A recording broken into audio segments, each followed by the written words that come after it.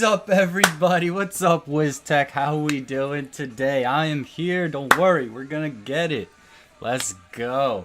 We're about to rip this draft. Let's hop into the draft room first so I don't lose my spot. We got 5 minutes till it kicks off, so we're all right. But yo, what's up, everyone? Hey, what's up, Bri? How you doing? What's up? What's up, everybody? Yo, it's been a couple days since I got on. Yeah, life had to do stuff. I got a little fresh cut. Is feeling good about it. You know, beard's still growing in. And happy Labor Day to everyone. Let me crack this cold one. I got a few more to get through while we're drafting today. But how's everyone been? How's everyone doing? I feel like I haven't been on Twitch in forever. It's been like 3 days. But it does feel much longer than that. I cannot deny it. But I'm back. Yes. The glorious return to a winning draft coming my way. I can't wait. There we go. We're getting all set up, getting all my devices all tuned in and up and running. Yeah, I'm good though. I've been great. Got some new emotes for all you in the chat, as well as some extra ones for those who subscribe to the channel. They finally got approved by Twitch, so we're ready to go. And yeah, I'm locked in. I'm ready. I'm excited. I'm back. Let's go. This is going to be a good time, guys. Thank you, everybody, for tuning in. I appreciate it. If you don't follow the channel already, please give it a follow. Tell a friend to tell a friend. We're going to make a fun community out here. That's what it's about. Just enjoying life, having fun with everyone else, and make some new friends. Never be too short on friends. You never know when you'll need someone's help.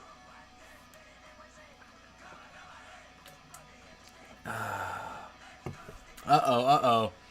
Just got mentioned on Instagram in someone's story.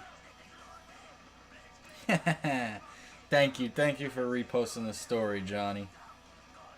Appreciate it. I appreciate it. We're gonna crush it today, boys and girls. You know what? Let's just say dudes. Dudes is a unisex term. And if you don't know, go back and watch Good Burger. Kel will tell you how it goes. So let me see here. Yeah, you can barely see that, chat. Let me pull myself down on the screen just a little bit, just so you guys can see the stat lines up here. I know it's real tiny for you watching the stream, but it's still there a little bit. Oh, we gotta pause the music. Andy Barons is gonna talk to us. Andy Barons is gonna talk to us, guys. Let's see what he has to say. I know what you're thinking. You landed the 9th pick, and you hate it because it reeks of defeat. Sure, I understand. I might have agreed with you. I don't hate it that much. Year, but we're actually coming off. Doesn't matter where I draft from. I'm gonna crush it. That picks 9 through 12 actually produced the most league winners and the best overall records. It was a huge season for managers who drafted late. Personally, there are like 9 players I'm happy to build around as first-round picks this year, and you are guaranteed to get one of them, so that's great. It's a sneaky good spot. You can't blow. Oh yeah. It's sexy in here, alright, Jay Drizzy. Greedy John TV in the stream. Hold on. Can I see you over there? Yeah, it's party time. It's party time. Let's go. Let me tune this volume down just a notch. Get some music back on. Entertain the masses. How do you guys feel about some Weezer? Nah, it's too slow. We're gonna listen to Sublime. Sublime will set the mood nice and right. You know what I'm saying? Could live with it. A Greedy John, cheers to you. Thank you for inviting me to this draft. Even if I'm gonna win it and you're gonna cry about it, it's okay. But thank you, I appreciate it, dude. It seems like it's gonna be a fun league to be in. And cheers to that.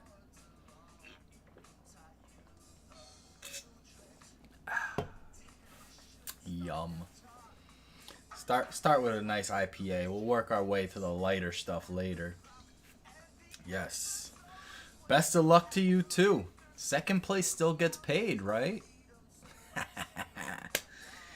Yeah, you gotta talk smack, guys. You can't not talk smack. There's no fun in that. You gotta get amped up. Where's that competitive atmosphere, you know? Otherwise, it's just boring. Same with Fortnite. If you're not talking smack, you're not doing it right. And if you're not rage quitting, you're not doing it right. Where is it? I just got that new emote in there too. Some rage. Oh. 20 seconds, 20 seconds. Here we go. Where are you picking from, Greedy John? Speaking of which, I'll play some Noble. Yeah, I'm down for no build. Not tonight, though, because after this, I'm just going to roll into doing some best ball drafts while I have the time. I want to dip my hand in the best ball pot. Which, speaking of, have you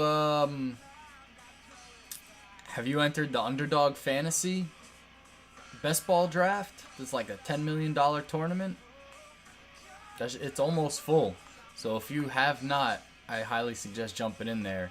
If you use the code RADIO, they'll match whatever you put in up to $100. So if you drop $100 in there, they'll give you $100. And it's a solid bet. $25 entry for the $10 million tournament. Well, let's see. First off the board is Jonathan Taylor. That's literally every draft on the planet is Jonathan Taylor number 1. And Dalvin Cook went number 2. That's interesting. Dude, try Underdog Fantasy. It's so worth it. It's almost full. There's like 30,000 spots left. But it's worth a shot, man, for sure. I mean, you can win a couple $1 million for $25. And you get to draft? Hell yeah. Love this song. Alright, so second off the board was Dalvin Cook. That's an interesting choice. Third is Christian McCaffrey. I would have thought Christian McCaffrey would go before Dalvin Cook. Honestly, I would have thought Austin Eckler would go before Dalvin Cook, but I don't know. Dalvin Cook's never played a full season. He's always has some weeks off due to injury. And they've got a new offense that they're running, which is very pass-centric. Dalvin Cook's not going to be it. But that's your call, Greedy John and the Green Bowl Packers. Decide CMC and Eckler. Yeah. Yeah, CMC and Eckler is the rough choice to have to deal with, for sure. But let me look into where I'm going. I don't like Derrick Henry, to be honest. I have 0 shares of him everywhere. Is not my ideal spot. Depending on what these next picks come across as, I might go Joe Mixon. If there's Cooper Kupp available, I'll go Cooper Kupp. But we're going to have to see. Who's ranked second for PPR? Derrick Henry? Nah, you're lying. I don't believe it. But I mean, oh, Derrick Henry, is he really in a PPR for a guy that doesn't catch passes? That's crazy. Justin Jefferson off the board. I mean, from the looks of it, where my line is, he's not going to be there for me. There goes Cooper Kupp. He might be, though. Let's see what happens right now. I don't like it, to be perfectly honest with you. Yep, he's off the board anyway, so I can't take him. I'm probably going to sit down on Joe Mixon here. I got time. I can make everyone sweat. Make everyone wonder why the hell I'm not taking a pick. But I like Stephon Diggs too, but I'd rather have Joe Mixon just because he's going to touch that ball so much. Yeah, I'm going to do it. I'm going to go with Joe Mixon. And we'll see what comes back around to me. If I'm going back with another running back, who will it be?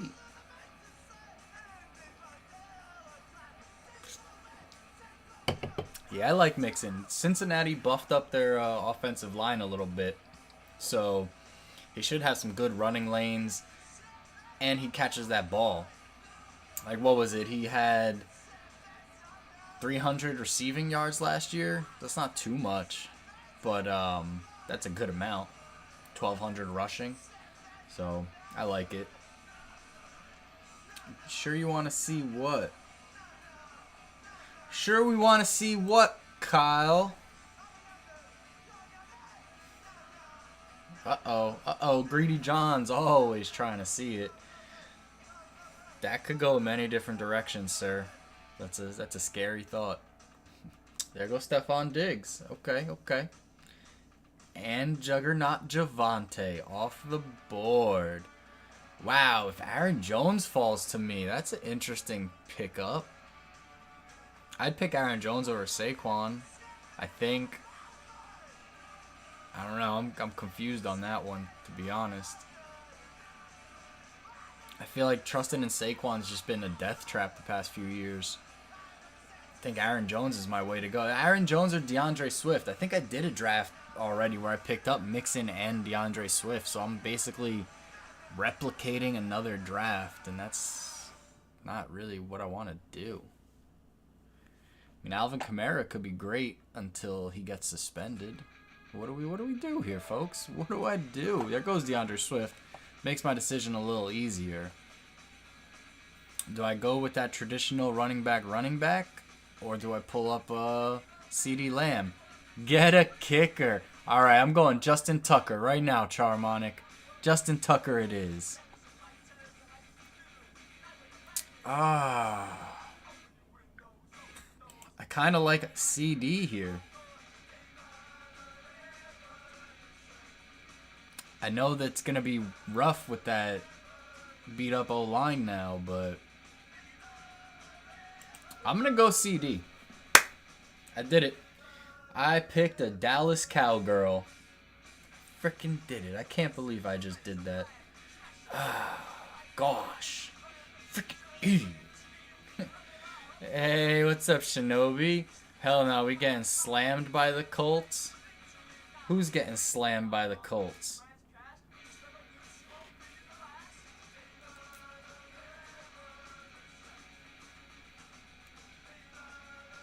I don't know if anyone's getting the 49ers.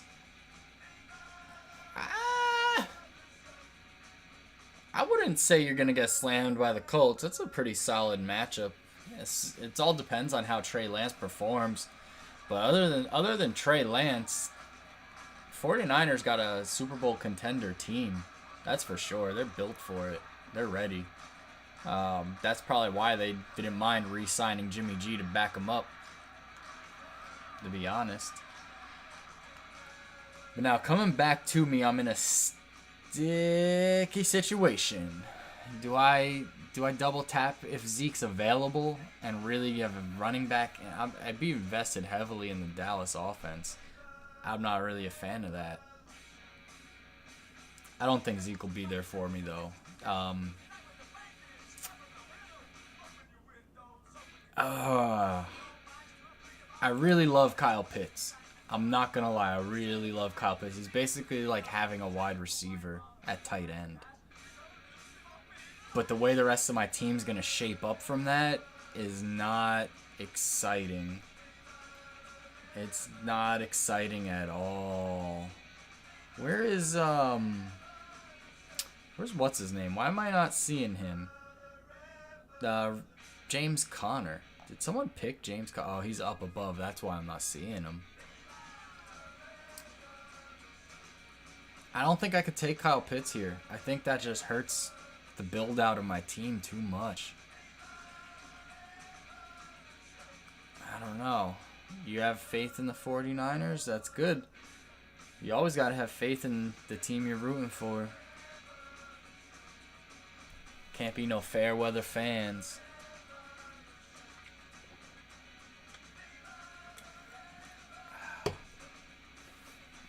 I could pick up Mike Dubs. I actually have no exposure to Mike Dubs anywhere so far this year. It's all been Keenan Allen. It's interesting. I love picking Mike Dubs, but I feel like he has blow-up weeks and then kind of fizzles. Yeah, man, it's been quite a few days since I got on the Twitch. I'm great. I'm doing great. How are you doing? I've been a little busy. Took a little hiatus for a couple days. Came back for the draft.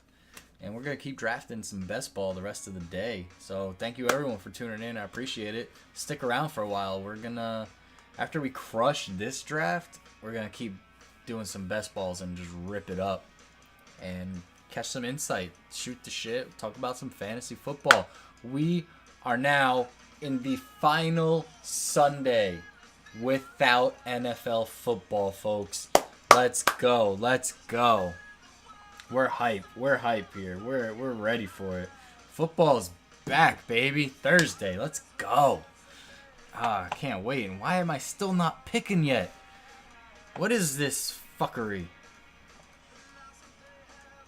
It looks like Zeke could fall to me. I don't know how I feel about that, to be perfectly honest with everybody.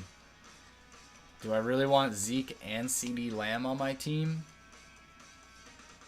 Is that like hurting me, helping me? I'm not looking to stack the Cowgirls up. I don't have to worry about it. Greedy John just took him off the board. Thank you, Greedy John, for helping me not have to make that decision. I appreciate you, bro. Thank you. Thank you.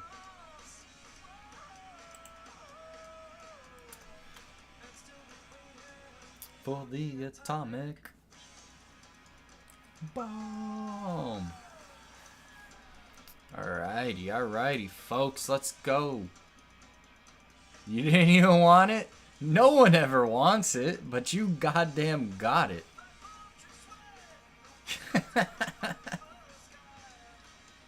That's alright, because where I got my eye, and there goes Mike Williams, so there's my other eye. So I got my eye here on James Conner. Honestly, I know there's going to be regression there for sure, but I'm looking in for those touchdowns, baby. That's what I want. And he catches passes too. Let's go. Give me James Conner.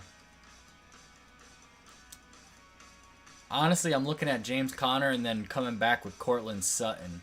I really like a lot of Courtland Sutton this year. I got him in 2 dynasties. I got him in a couple leagues. So I'm betting the farm on Courtland Sutton. But I mean, then there's also Deontay Johnson out there. Even Jalen Waddle. Jalen Waddle could be a choice. PPR, you know. Speaking of, he's huge. And I know. Sortland's finally got a QB. And a QB that they've already built that rapport since before OTAs even started. It's a wrap. Like, Courtland Sutton's going to be top dog in Denver. You have him on an offense with Juggernaut Javonte and Dangerous Wilson. I love these nicknames. They're so fun. But AFC West is so stacked. It's ridiculous. This is the most stacked division in NFL history. Like, every team is just off the wall talent. And the Chargers are tough. I've been watching their all-in series on YouTube. Coach is just like, we don't want them to call us talented. We want them to call us tough. All right, there he goes. James Conner is all mine. Bang. Let's start it off. Whoop.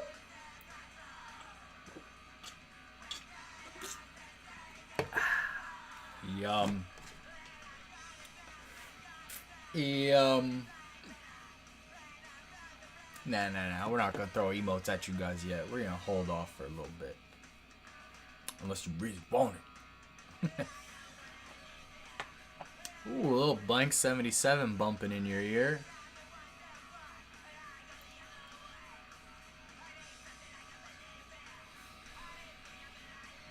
Oof. Now, it's going to be real interesting. I know it's not going to happen, but hypothetically, If Kyle Pitts falls to me right now, I'm snatching him. Like, there's nothing going to stop me from snatching Kyle Pitts right now. But I know he's not going to make it to me. There's no way. Someone in this lineup here ahead of me, probably Morty's Mind Blowers. That's who I think is going to end up taking Kyle Pitts. I think they're going to jump on him. If probably not their first pick here, but their second pick back to back, they're jumping on Kyle Pitts. I feel it. They look like they're in a position to do that. And if they don't, and the other two people don't, I'm in there. Because once Kyle Pitts goes, that tight end room, you're dropping a tier. Kelsey, Mandrews, and Pitts. That's the top tier tight ends. Everyone else, you take a big step down. You got Kittle and Waller. I don't see it from them. Kittle, I see a lot of blocking schemes. I mean, he could break out at any moment, but they're not going to give him the ball that much, so it's not going to happen. Told you. Morty Mindblowers took Kyle Pitts. I knew it was happening. So now it brings me back to my original thought of taking Courtland Sutton. Now, I mean, bye weeks, he matches up bye weeks with CeeDee Lamb. Not ideal, but also, again, not a league killer. My only issue with taking Courtland Sutton now is that I think I have him in like every single league I'm in.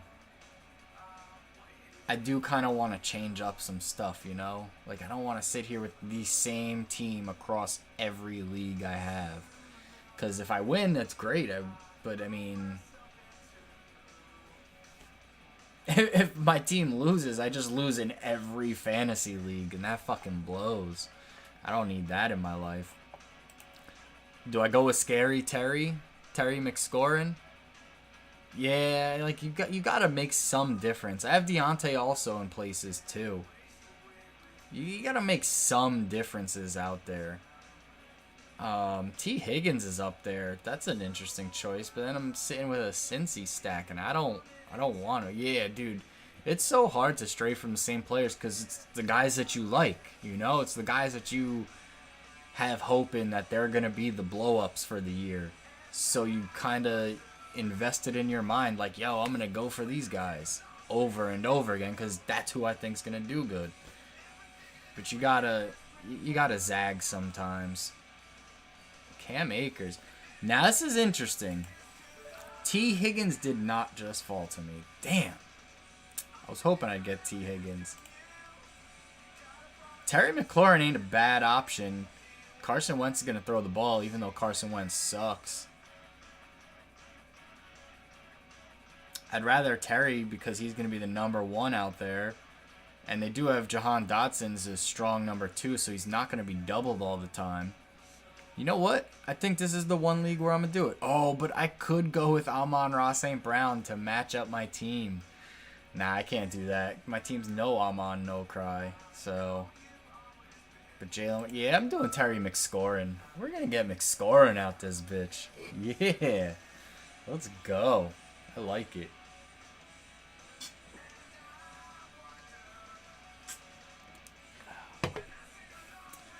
Terry McScorin, baby. Let's do this. Joff?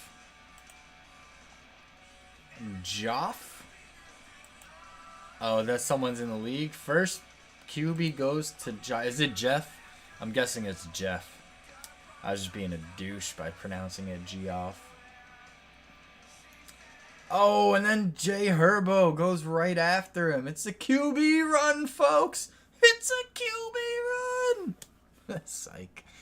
I don't think. Oh my God, it is. We got Justin Herbert followed up with Patrick Mahomes. Wow. Wow. That really just happened. I don't know if you guys saw it. It's in the bottom corner there. But, like, that happened. What? What? question's going to be, where does the Green Bowl Packers go with their pick? That's going to be an interesting decision. Oh, I don't even know what I want to do with my next pick. There is a guy out there that I've had high hopes on to have a nice blow-up season. And I've been trying to pick him up all over. I haven't gotten him all over, but I have tried. So I do have a few shares of him.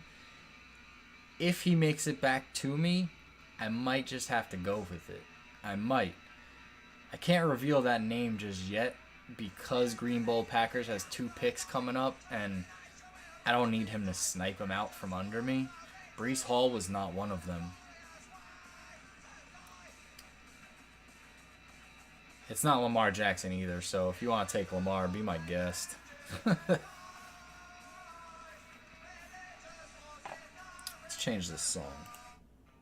Ooh, Bouncing Souls, my favorite. Let's go.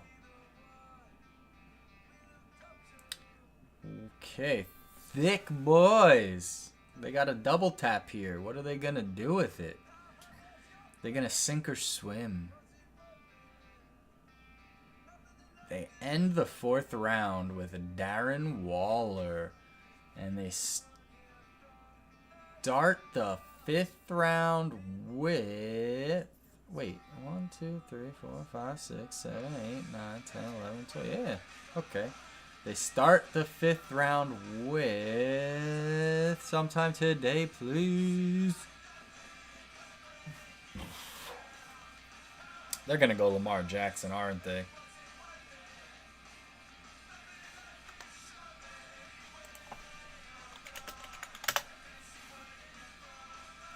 Let me coerce him into it.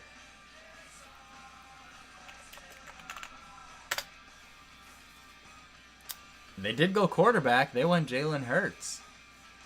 And the Green Bowl Packers chose Allen Robinson. See, now I'm leaning towards a Juju Smith-Schuster.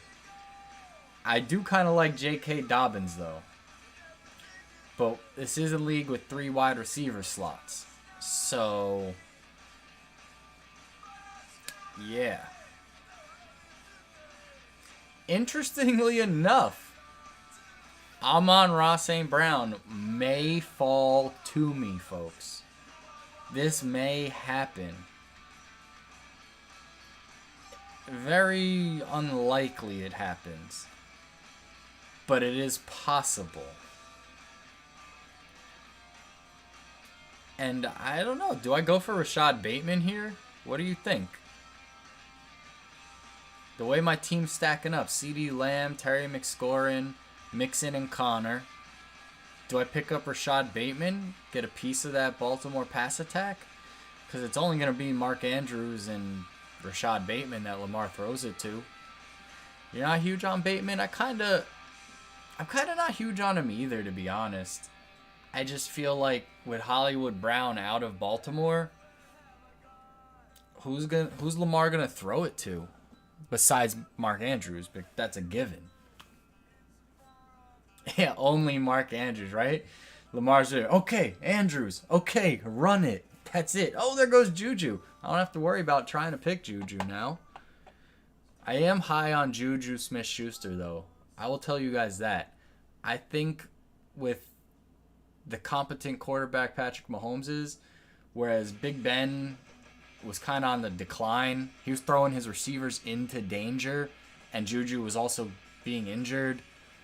I feel like that hurt Juju. He's a great number 2. Kelsey is going to take all that work. Juju is going to do damage. Like, Juju is going to put up fucking points, man. I swear he is. He has to. Like, it's happening. I'm big on Juju. Wish I could have gotten him, but I'm going to just click on Amon-Ra right here. Depending if this Tua tug on my what does not pick Deontay Johnson or Amon-Ra St. Brown. Yes, David Montgomery, mandatory Montgomery. Auto pick probably will pick Deontay Johnson over Amon-Ra St. Brown. I mean, it should. Yes, it did. Hell yeah, Amon-Ra's coming to my team now. I think. Let me look this over real quick before I fucking ruin myself. Yeah, I looked it over enough. He's coming to my team. My team name. He had to be mine. It was just destiny. Like, yo, let's get a party going on that. Hell yeah. Hell yeah. It was just destiny, man. That was my team name. It only makes sense, right? I don't know. What do you guys think? How's my draft coming along so far? I think it's pretty high powered, to be honest. I got a lot of points coming to me.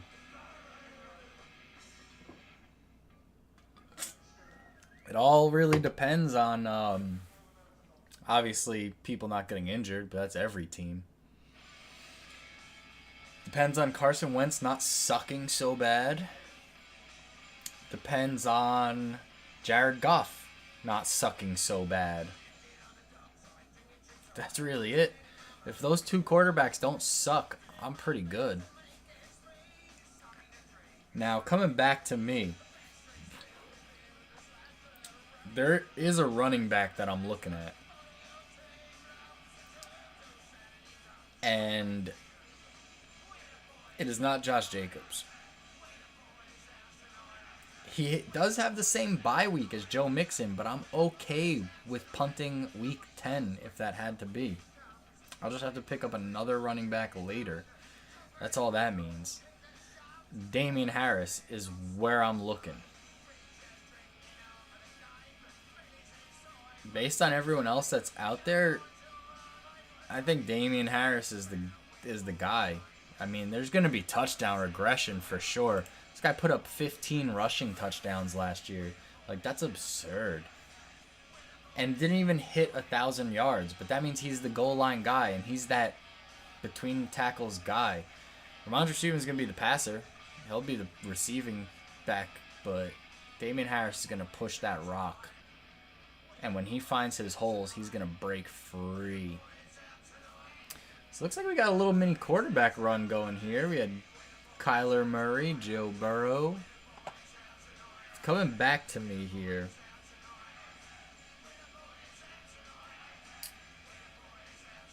Yeah, I think that's what I'm going with. I think Damian Harris is going to be my pick. I'd rather Damian Harris than J.K. Dobbins, if I'm being perfectly honest. I do like J.K. Dobbins a lot, but I'd much rather trust Damian Harris because I know he has a role in New England.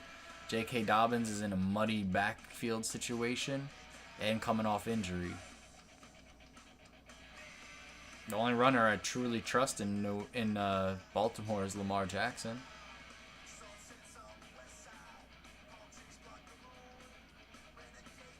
Jerry Jeudy was out there. Jerry Jeudy just got picked. Dalton Schultz. Any wide receivers in this grouping that I like? Not too much. I'm gonna go with Damian Harris here. We're gonna get that third running back in the room. I like it. I got a lot of depending on touchdowns here with my running backs between Deontay Johnson and James Conner. A lot. But that's okay. Touchdowns are points, and these guys get them. So now when it's coming back to me, we're going to have some interesting choices. So many guys still out there. So much talent left to be plucked.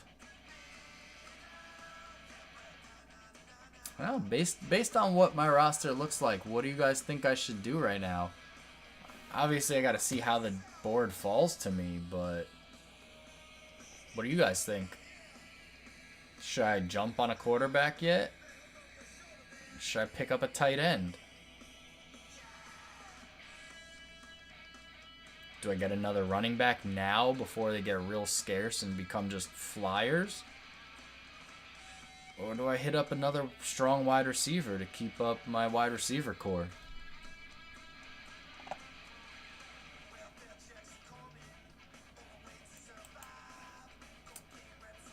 Damn, been sniped 87 times.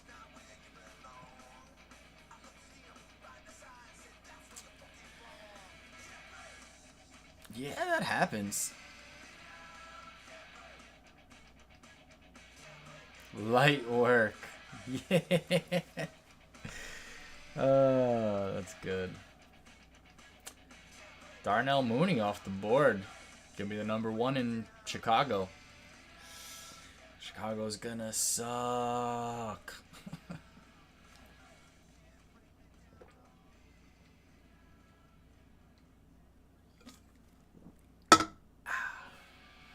That was the sound of something delicious. That empty can.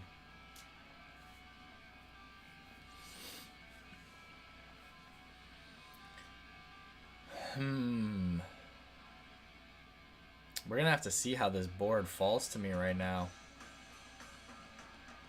I got a song stuck in my head, walking down street number 9. I sing it out loud with my friends and we're all having a good time. We all waited for weeks, now we're hanging on the street in NYC. We gotta go to the show even though we're all underage. Yeah, this anthem describes my high school years in punk rock New York City. It was great times. Sneaking into CBGB, underage. Actually getting wristbands to be able to drink in there. You're only like 15 years old because you had to be 16 to get in. Good times, man. Drinking 40 ounces out of Quick Check cups in Tompkins Square Park. Man, good times. Being a young little deviant. Oh, Russell Wilson off the board. Wow, okay. Quarterback is getting thin, folks. The GOAT, Tom Brady, is still out there. Mr. Dak Prescott, I could pair him up with CeeDee Lamb, still out there. Matthew Stafford, reigning Super Bowl champion, still out there. Aaron, still out there. I don't think I need to jump on quarterback just yet. I think I'm all right. We're gonna wait on it. We're going for power positions here. We want the points. You don't get much difference with these quarterbacks early. You're talking 60 points over a season. That's like 4 points extra a week. That's chump change. You don't need that. But yeah, I just noticed an ad ran on the channel, so I don't know if you guys heard that, but there's plenty of quarterbacks still out there. You don't need to jump on quarterback. You're talking 60-point difference between the number 4 quarterback and the number 12 quarterback. That averages like not even 5 points a week difference. You make that up with position players, and that's all you need to do. Don't jump on quarterback. Now, there is a difference if you get that top quarterback, but I mean, if you get like Josh Allen or Justin Herbert, the rest of your lineup looks really thin at the point in time where you have to draft him. Oh, Adam Thielen off the board. I like it. I like it. Greedy John getting greedy. That's a good pick. That man Adam Thielen's going to get touchdowns. He is like... I think it's the gloves. He wears those big yellow gloves, and I don't think anyone else on the team wears them. So I think when they're in that red zone, all Kirk Cousins does is look for the bright yellow hands. And he's like, yellow! And just chucks it to him. He's just like, touchdown every fucking time. Like, that's what Thielen does at this point. Jefferson moves the field. Thielen scores those touchdowns. Easy money. Like, that's what it's just easy money. Right? It's just what I noticed sitting on my couch watching Red Zone all day long. Which I can't wait. Yo, next week we're going to be doing a stream on Sunday, and we're going to be some couch potatoes, and we're going to sit here, and I'm going to try and pull up Red Zone on my other monitor. I don't know if I'll be able to get it to stream on the other. Maybe I'll put my face across it. I don't know. I don't want the NFL to bring the hammer down on me, and then I can't stream it every day. Yeah. Dude, it's... I got to give my wife the caution. Oh, Dallas Goedert just went. That's what I wanted. Damn it. That's okay. Because I know what I'm going to do here. There's plenty of talent up above me right now, right? But I want to get a decent tight end involved. A guy who I think is going to get touchdowns. And his name is Dawson Knox.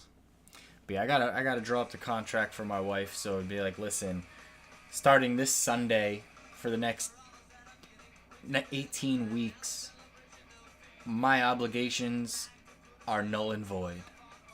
I will be sitting here watching football, and that's it. That's all there is to it. There's actually there's a little, I guess, like, not a meme, but like a little video floating around of some guy who did that to his wife, and she's just reading it out loud, and just, oh, it's hilarious. My wife saw it already. She knows the deal. She didn't need to see it. She knew.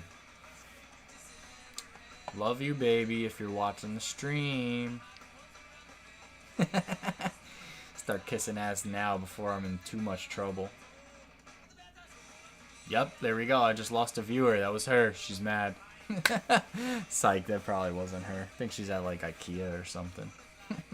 She's got no time for watching my stream.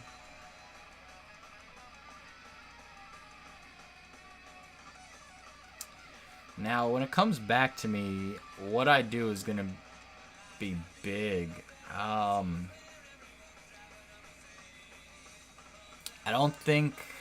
don't know what I'm going to do. Like, Devin Singletary could be out there. I like that, and I just picked the Bills player. But I know the Bills are going to be more of a balanced offense now. They're not going to be so pass-heavy.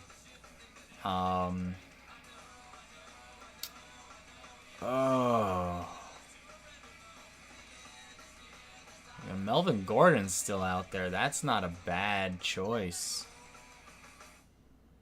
See, right now, I'm stuck between Melvin Gordon or Devontae Smith. What do you guys think I should do here? Do I pull Melvin Gordon or do I pull Devontae Smith? That's where my decision is at the moment. I don't know what I want to do. Damn.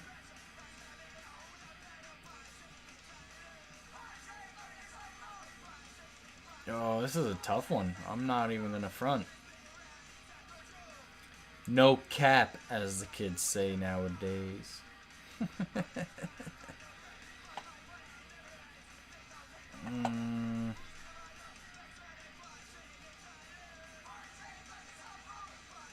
I think I know where I'm going. I think I'm going to go with Devontae Smith over Melvin Gordon. I'm going to take a little bit of a risk here and hope that it pays off for me.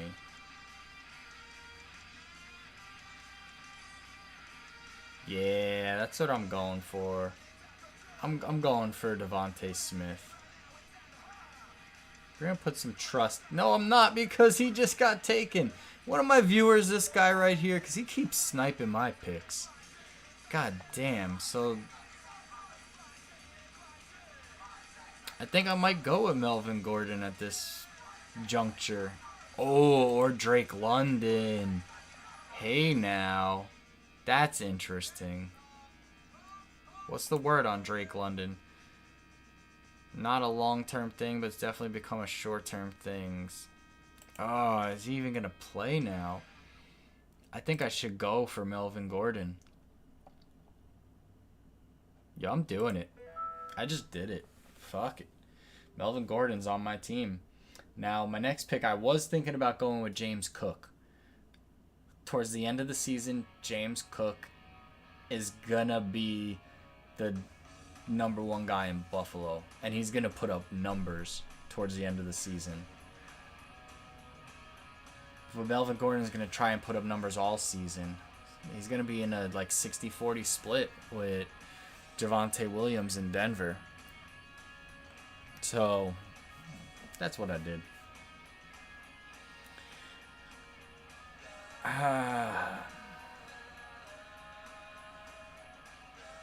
Man, I don't know if I really like that anymore, to be honest, but as a fill-in for week 10 coming out of his bye week, I do like it. I'd rather have my faith in Melvin Gordon than James Cook then to get me running back points, because I'm gonna have Mixon and Damian Harris on bye week 10, so I'm gonna need James Conner plus someone, and I'd rather be knowing that Melvin Gordon, if he's not injured, is in the lineup doing work than hoping James Cook is. That's really it. And there goes Drake London. I liked that pick. Looks like James Cook will still be there when I come around, but I just got my 4th running back. I don't need to get myself caught up in another running back. Oh, Olave's still out there. That's a rookie talent just hanging on the line. And someone took Kadarius Toney. Really? Kadarius Toney off of... Wow, there's a whole bunch of scrub picks up there. Jesus. Alright, so now ADP is out the window, folks. ADP is completely out the window. You got Antonio Gibson, Singletary, Sanders, Trey Lance up there, Cordero Patterson, TJ Hawkinson, Dak, Matt Stafford. ADP's out the window. We're down to the nitty gritty. People picking who they want to pick. All right, things just got interesting. Oh boy, things got interesting. Yeah, man, what to do? What to do? What are you gonna do, Greedy John? You're up next. You gonna snipe America's team next round? It's all there for you to do it. You seem to be sniping him all draft.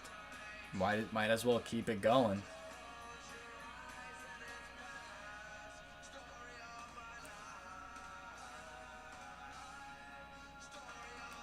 The suspense is killing me. Who's he gonna pick? Who's he gonna pick? Just pick already so I could go get another beer.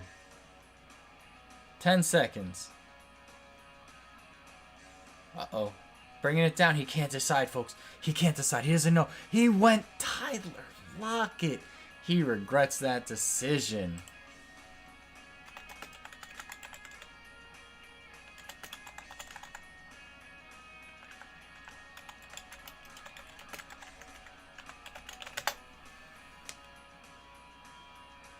And DeAndre Hopkins is off the board. I was thinking of that. I'm not going to lie to you. I need another beer after that one.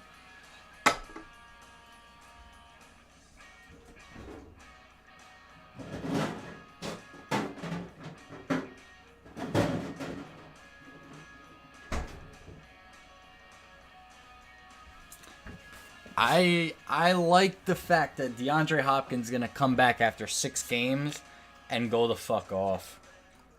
You know he is. He's going to be Kyler Murray's savior. The Cardinals are going to suck for 6 weeks, and then they're going to try to come back by just feeding it to DeAndre Hopkins.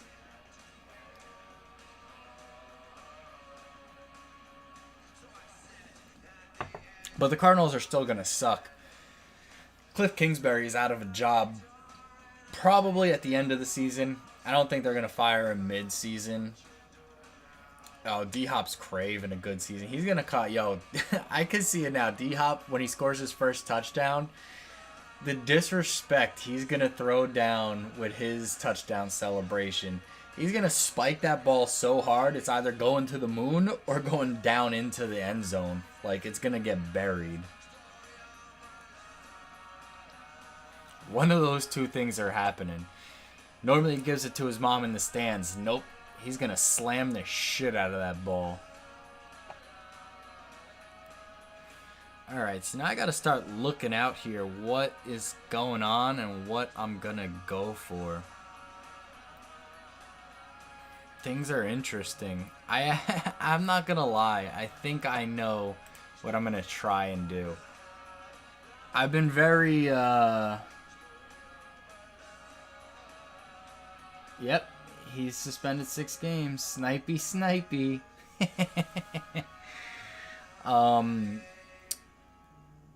See, Dak put up 339 points last year. Kirk put up 327.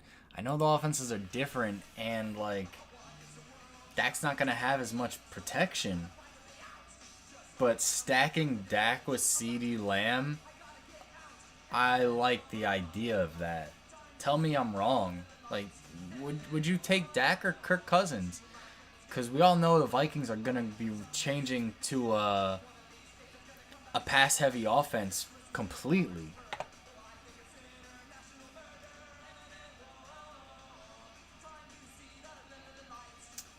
Yeah, I think in Dak too. Actually, I know, right? It sucks. I'm invested in the Cowgirls. But this is fantasy. You got to get rid of the fandom. Fuck that. Throw it out the window. Doesn't matter who you like, who you hate. It's all about the points and winning. They're out there trying to win. I'm in here trying to win.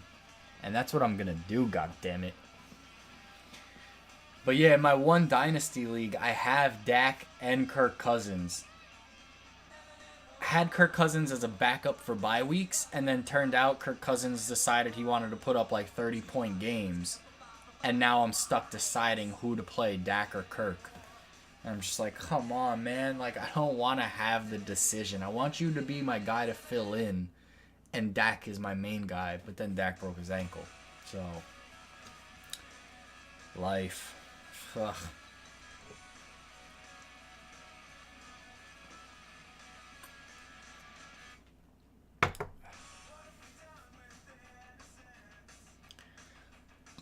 Okay, Buffalo, the defense off the board already. Oh, man, I'm going Dak. Easy money. Now, what do you think here? Here's my thing. Chris Olave or Russell Gage? What do you guys think on that one? I think Gage will be big until Godwin comes back. And then they also got Julio out there running the sideline with Mike Evans. Is Gage a waste of a pick and I should just go with Olave?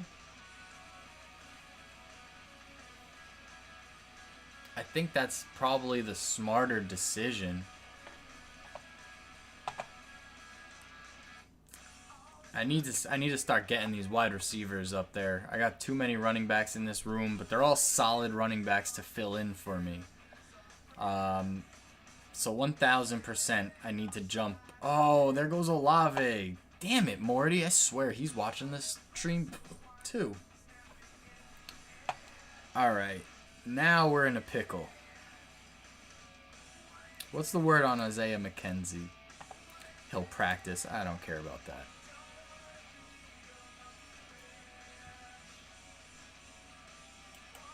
Do I go Gage or do I let everything thin out and go with someone like Pat Freiermuth or David Njoku? I mean, Deshaun Watson did like throwing to his tight ends in Texas, in Houston. Njoku got a big contract.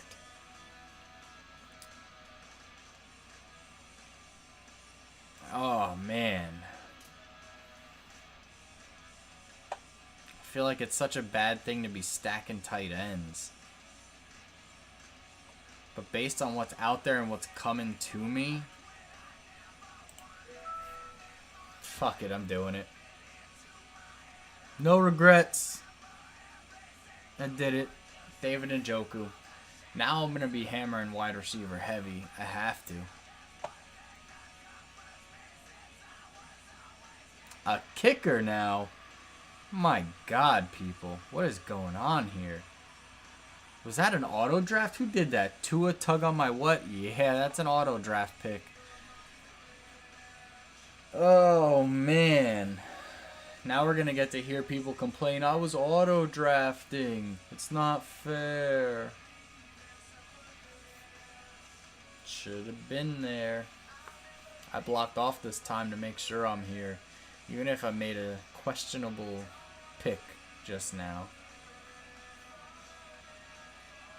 There goes the Rams defense.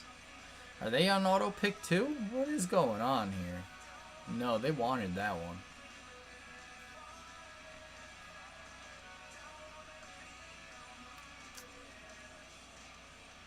Oh man, that board looks so wishy-washy here. I'm gonna have to start looking at things by category. It's looking pretty rough out here. Yeah, I'm gonna just start looking at wide receivers at this point.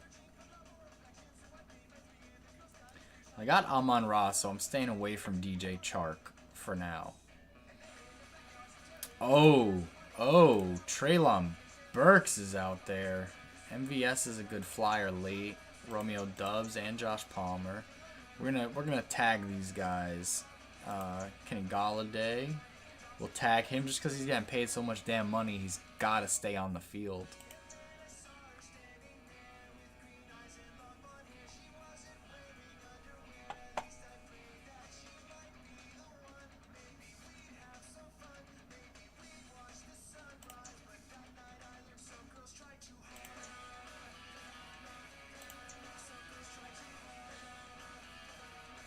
Alright. I think I tagged enough guys that I'm interested in to get me through for a few rounds. This lady was saying the name she was dropping, the game she was playing.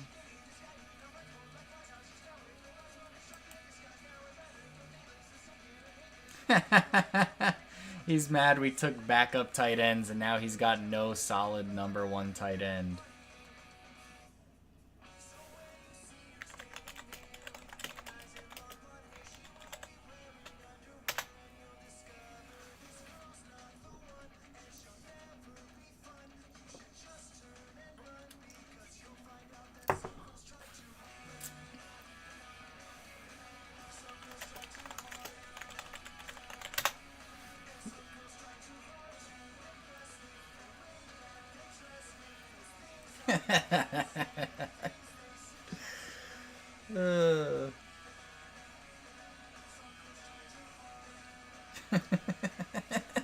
You gotta love the trash talk in drafts and fantasy football. It makes it so much worth it.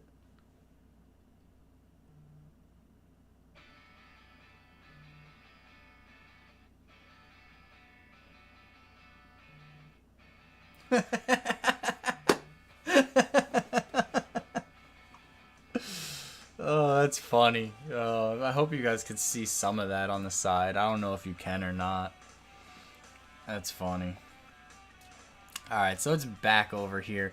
And miraculously, Kirk Cousins on the board. I could do myself dirty and pick Kirk Cousins as my backup quarterback, but I'm not going to waste my picks like that. So I tagged all the wide receivers I did like. And I do like Treylon Burks.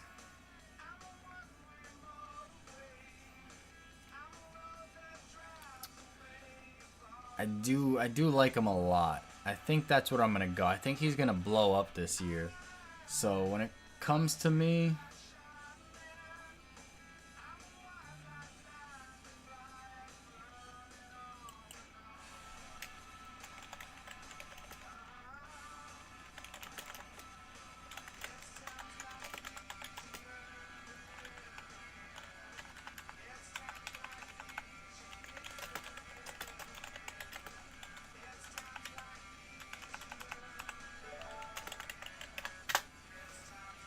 oh, Mark Ingram's gone.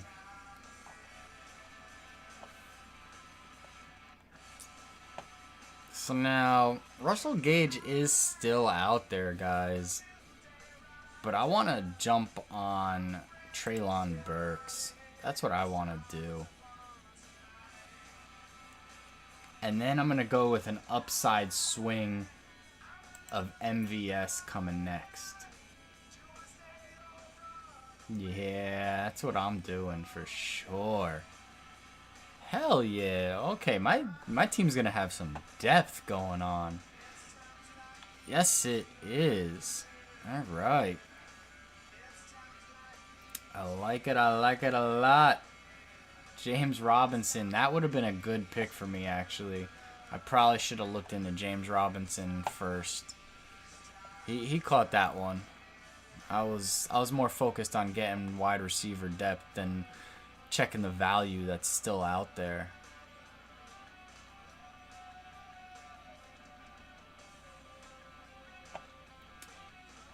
It looks like week 9 is going to be a rough week for me. Interesting. Don't really care.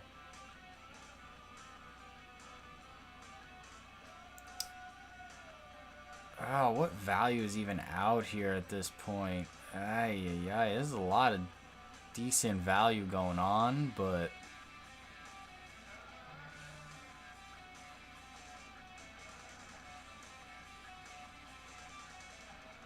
oh, I see something. I see something I'm interested in.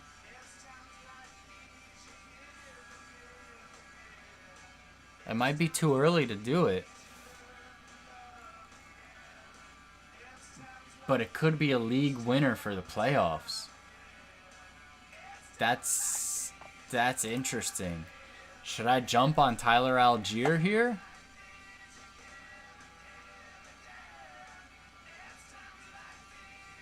I mean, Jamalfa Williams is out there, Khalil Herbert. I'm looking for that upside. I didn't grab DeAndre Swift. I could grab Jamalfa Williams and hold him as trade bait. But I don't think I want to. Oh, there goes MVS. Damn. I might actually do this now then. I think I might take Tyler Algier. That gives me 1, 2, 3, 4, and a 5th. Oh, the decisions.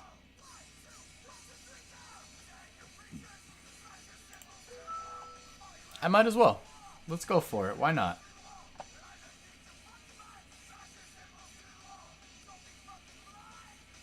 I like it. I like the Algier pick. That's that playoff stash. And we have a beefed up roster of 17 players. I'm gonna hold on to Algier all season. He's gonna come through for me when playoffs come around. Just like DeAndre Hopkins is gonna come through for you, Greedy John.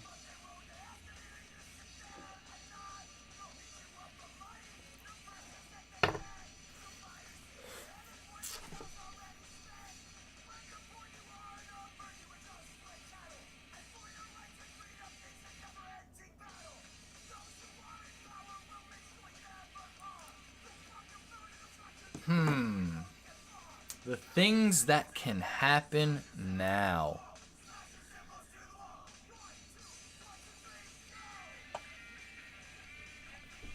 I mean,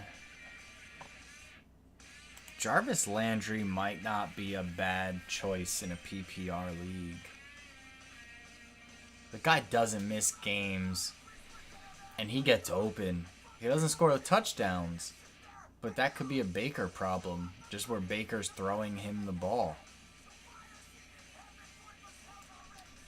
So my bench could be a wide receiver here, a quarterback there, and then probably another wide receiver. So I got 2 wide receivers and a quarterback that I need to pluck.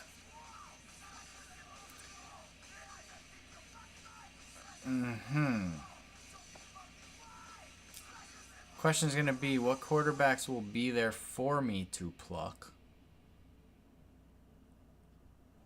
Tua could be there. But I'm very anti-Tua.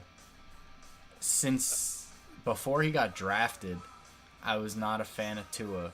All he does is roll to the left. And that's great in college when no one knows what the hell you're doing. But not in the NFL. They pick you apart easy. And look, he only had 128 rushing yards last year. Like, Kirk Cousins had 115, and Kirk Cousins doesn't run anywhere. No, Tua's not worth my time. He really isn't. Daniel Jones would be worth more than Tua. And he fumbles the ball more than he throws touchdowns. Look at that. 3 fumbles, 7 picks, 10 touchdowns. He's matched. Like, that's terrible.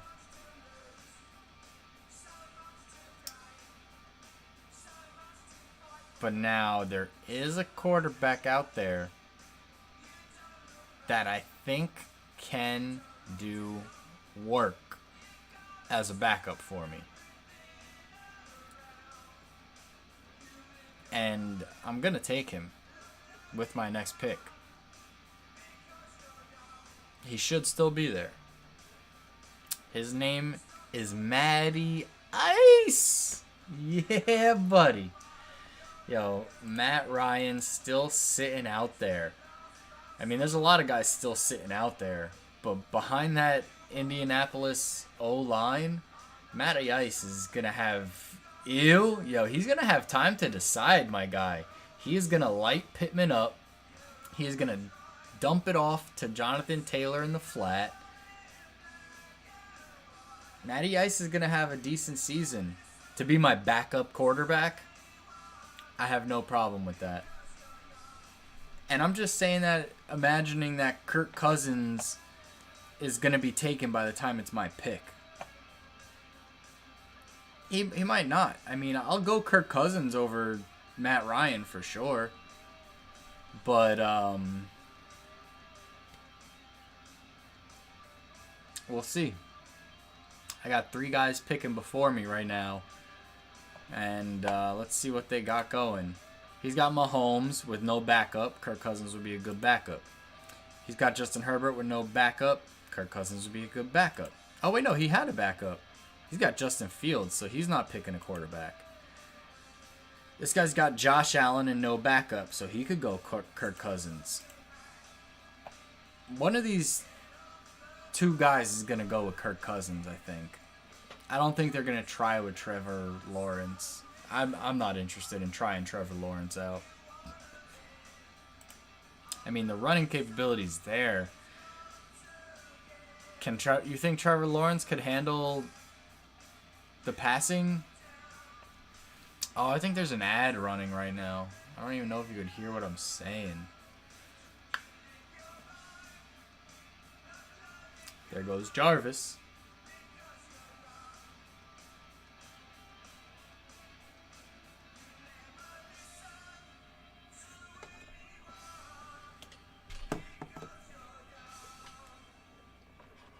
Alright, I think the ad has stopped running. What do you think about Trevor Lawrence? You think his accuracy could get better?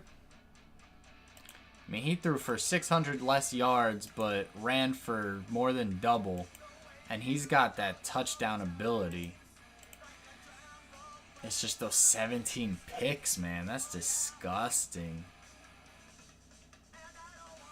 I mean, he'll be my backup. I'd rather Matt Ryan be my backup over Trevor Lawrence.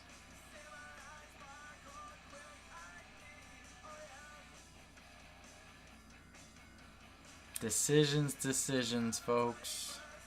Jamal Williams, Donovan. They're gonna do it to me, aren't they?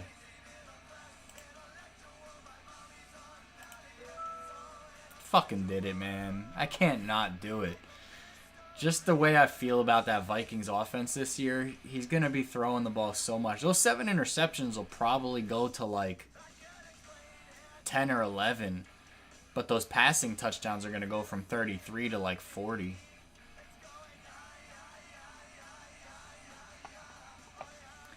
And I know what flyer, running back, wide receiver I'm going for. The Homer, Josh Palmer. Let's go. Bolt up, baby. Bolt up.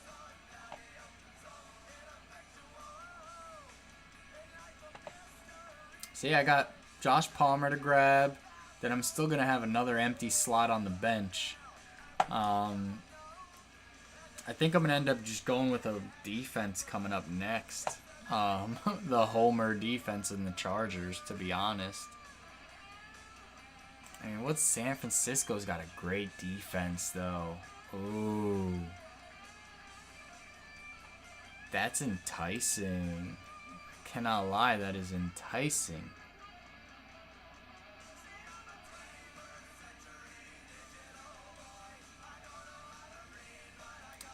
Folks, I don't know what to do. I don't know. Do I stray from my Chargers defense, who is like so stacked that they've got to put up numbers this year?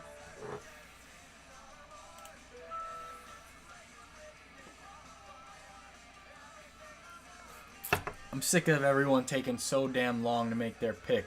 I'm out here just draft it. Let's go.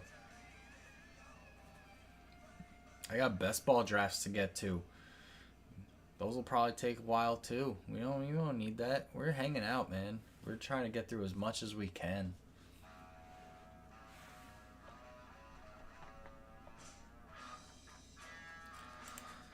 Let's check out the team defenses. Such a crappy positional thing.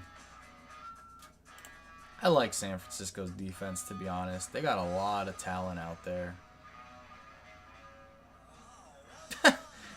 Yo, do you see this? They're projected to have a safety. How the fuck do you project a team to have a safety? What? Oh, there goes Giants. Bitches. I'm gonna cue the Chargers up. Where the one defense out there that I would have wanted has been plucked. So I'm going back to the Homer defense. We're going with the Chargers. Cowboys put up disgustingly good numbers last year. Holy shit. Hold on. Dallas was top defense last year by far. Dude. They put up so many points compared to everyone else. That's crazy. They had 41 sacks. Miami had 48 sacks. New Orleans put up 46. That's good. Chargers put up 35. It ain't terrible. We had 11 interceptions, but that's going to change this year. We got Asante in year 2. J.C. Jackson out there. Derwin healthy. Oh, it's going to be wild. Chargers defense going to rip everyone apart.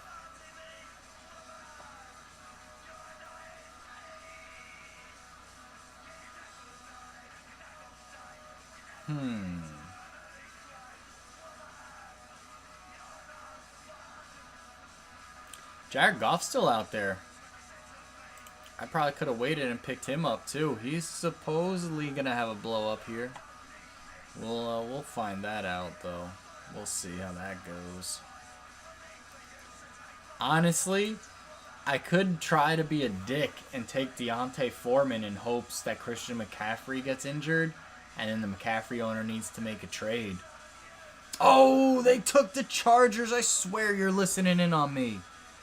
Son of a biscuit.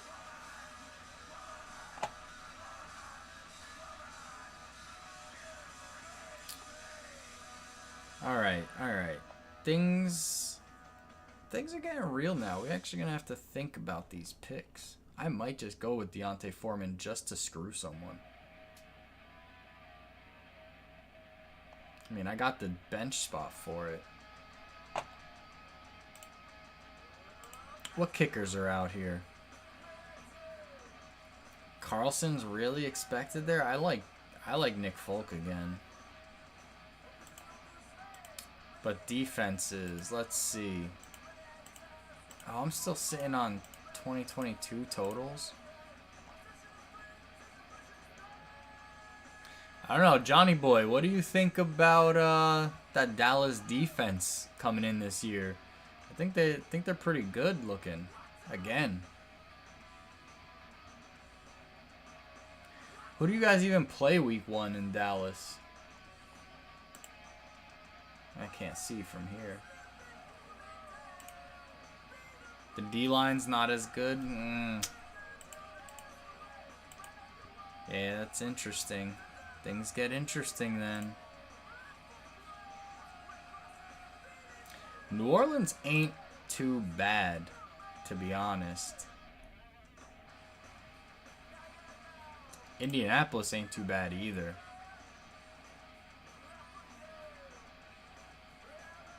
There goes Denver. I might take that shot on Dallas. I mean, I'll be sitting with Dak, CeeDee Lamb, and the Dallas defense. Baltimore's defense should get a little bit, but linebackers, yeah, that secondary is real nice in Dallas. That's for sure. They're ball hawks out there. Oh, Devin Duvernay off the board. That's a good pick right there. You know what? My week 9 is going to hurt with bye weeks. That's not too bad. I'm going to go with Dallas for now. If anything, I can end up streaming a defense. That ain't the worst thing in the world. Go Cowgirls. That's what you said, right? Go Cowgirls? I think that's what that reads. Yeah, I'm pretty sure.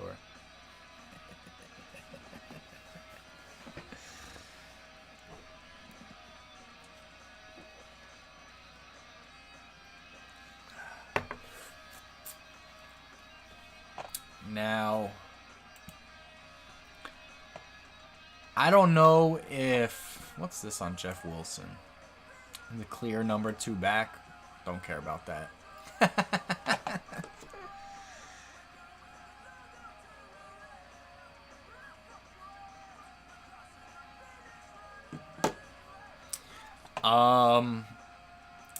So yeah, Deontay Foreman, I could go for a swipe and hold him all season for if Christian McCaffrey gets injured. However, oh, there goes Corey Davis. That changes that. I was just looking at a wide receiver. I should have queued him up. I forget who it was. Damn, where'd they go? Paris Campbell.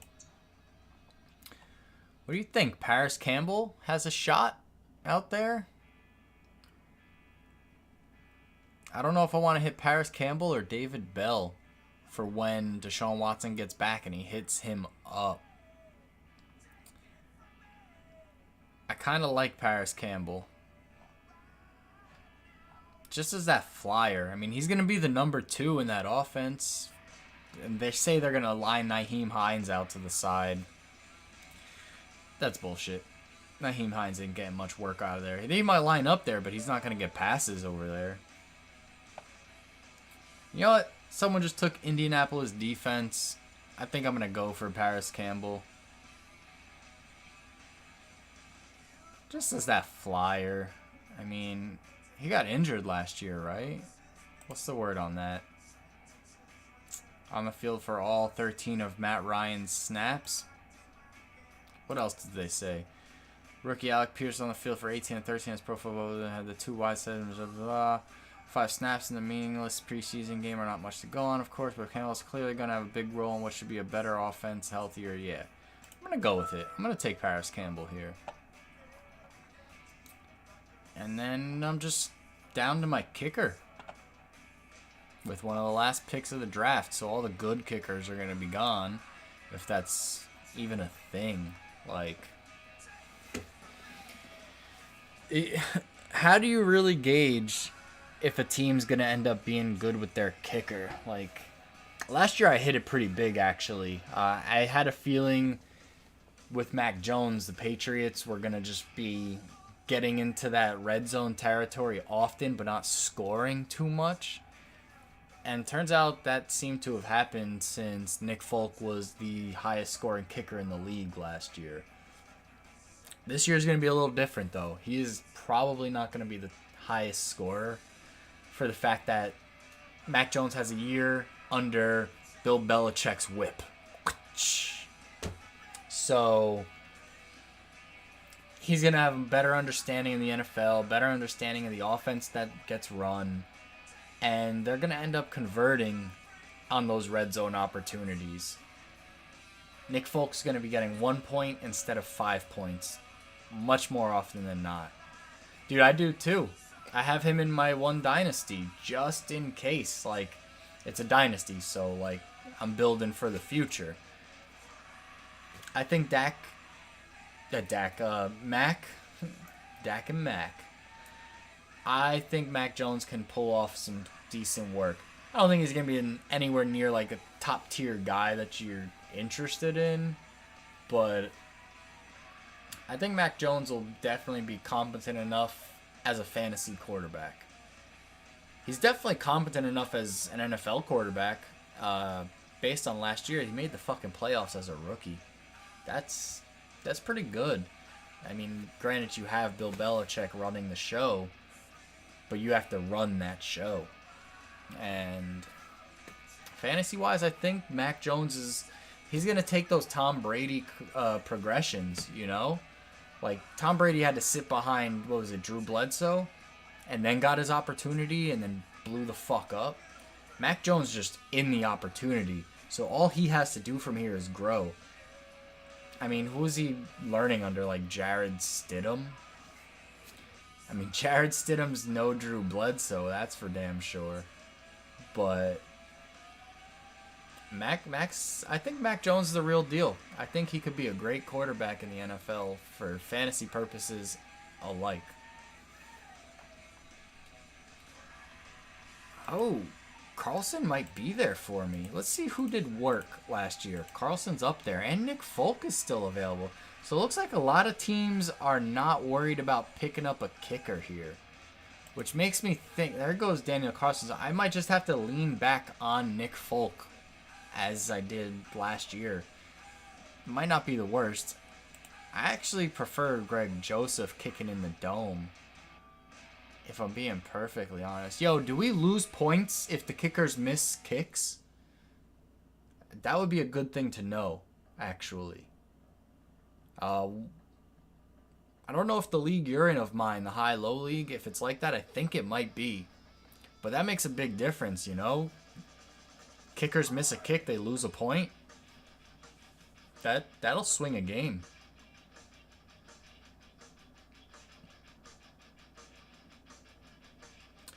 Ryan sucks it up? What? Yeah, dude, he does have a boot.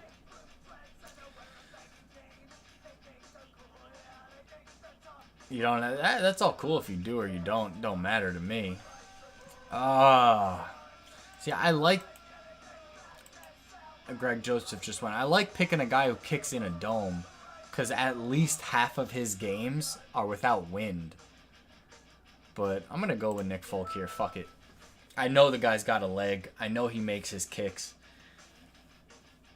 We'll just see if a lot of those kicks are field goals or extra points. But I'm not mad about it. It's a kicker. You could change him in and out like that. But in hopefully a couple seconds, this draft is done, people. Yes. And then we're going to look at the standings and see where I lie. There's actually only 3 teams left, so let's see where I lie at this point. Overall points scored, I'm sitting at number 2, baby. Number 2. And then Yahoo's going to give me a draft grade of like a D- because they fucking suck. They don't know what they're talking about. But overall points, I'm projected at 2. That's cool, I guess. But I like the way my team came out. Let's just click over to my team. So, yeah, you could see that. Starting quarterback, Dak Prescott. Backup quarterback, Kirk Cousins. That's going to give me a fucking headache every week. I promise you this. I promise. I know it already is. Top wide receivers, we got CeeDee Lamb, Terry McScorin, Amon-Ra St. Brown. I like it. Treylon Burks as a backup here. Josh Palmer and Paris Campbell. I'm a little weak in my wide receiver depth. A little weak there. I'm not going to front. But Joe Mixon, James Conner, Damian Harris, Melvin Gordon, and even Tyler Algier out there.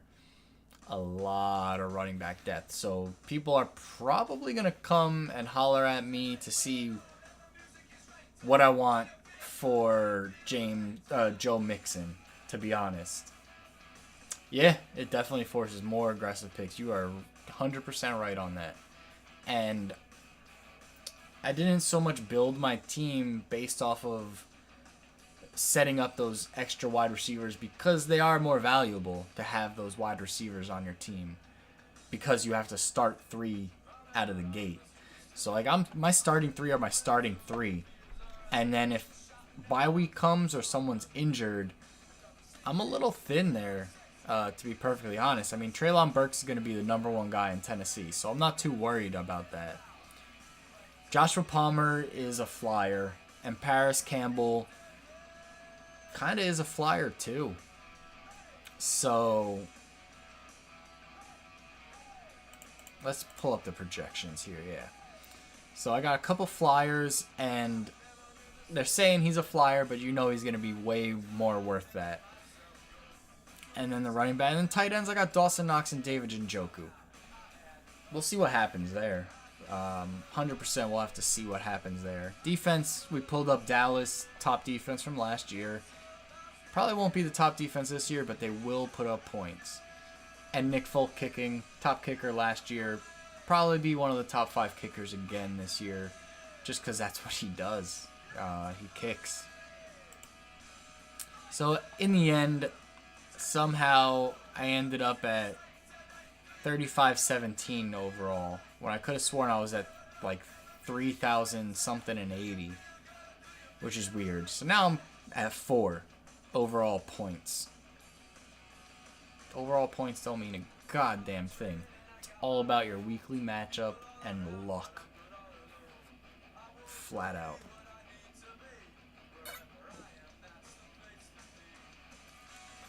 But at this time, I would like to say to y'all,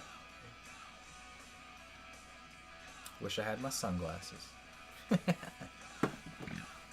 I like it. I like where we ended up. Let's check in on Greedy John's team. How did Greedy John end up in this draft? So at quarterback, he's got Danger Russ Wilson. All right, I like it. I like it. Backed up by Tua Tagovailoa. I'll be honest, I do not like it. But for 1 week, it could be serviceable. You just gotta hope Tua's hip doesn't break before week 9. And I know he's your backup, but you seem to have paired Tua with Tyreek Hill for that week. Number 2 in LA, Allen Robinson. Okay, should do work. Adam Thielen, touchdown machine. Oh, Dalvin Cook also in here. Okay. Devin Singletary's down there. You got Zeke. You got that homer pick. You got a little issue with week 7. Not a big issue. Very little. For the bye weeks. Zach Ertz should be a nice safety valve for Kyler Murray. Putting the money in the bank for Breece Hall like everyone else. It's not bad. Not a bad flex there. You also got Eno Benjamin. You're handcuffing my James Conner, I see. I see that. Try to sack 1 week to guarantee a loss. Get it out of the way. Yo, I feel you. You should get that loss out of the way. That happened to me last year. I caught 2 losses. I was drafting when the hurricane hit, and literally just got into the draft room. Had about 10, maybe 15 minutes at most until draft started. We're sitting on the basement floor here, checking out the new couch, and all of a sudden water starts rushing into the basement. And I literally ended up having to run outside. There was like a blockage up against the fence, and it was blocking any water from passing through. I didn't know because when we ran out there, the backyard, literally just almost to my knee in water walking through the backyard. And I had no idea there was a blockage at the bottom of the fence. It was a wooden fence. Ended up kicking the fence out. Me and my wife just literally out there in the rain, kicking through the fence. The second we broke the fence, the water just fucking gushed all out and we were good. Literally 20 seconds later, it was my pick in the draft. And I'm in there. She's holding an umbrella, getting drenched in the hurricane. And I picked Dalvin Cook in the hurricane. And then we're coming in, assessing all the chaos that was happening, moving things off the floor. And I'm still drafting. I ended up with like 2 auto draft picks the whole time. First 2 weeks, lost. Did not lose again until the championship, and I fucking lost. I was so mad. It was destiny that I won that league because of all the shit that happened, and I made it to the finals. And then I ended up losing because I ran into the Jamar Chase buzzsaw. Consolation prize? Week 1 of that league, it is a rematch of the finals. I am going to fuck him up so bad, it is not even funny. I'm sorry for the language, people, but I don't care right now. I'm going to take him down so bad after that. I was so mad that I lost that one. Like, I almost won too. I came so close, but there's no coming back from that Jamar Chase buzzsaw, man. It was so brutal. And if it wasn't for that, if he had a normal week, I would have won. And it would have been like the best feeling of winning a championship, you know? But okay, so tight end, you got Zach Ertz, like I said. Austin Hooper, Austin Hooper should be solid.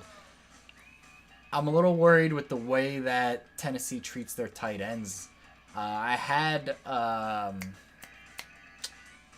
Jonnu Smith in my dynasty, thinking like, Jonnu Smith is a monster. He's going to rip in Tennessee. And he did nothing out there. And then he went to New England. I was like, yes, he's going to rip. And then they picked up Hunter Henry. And clearly Hunter Henry's the man out there.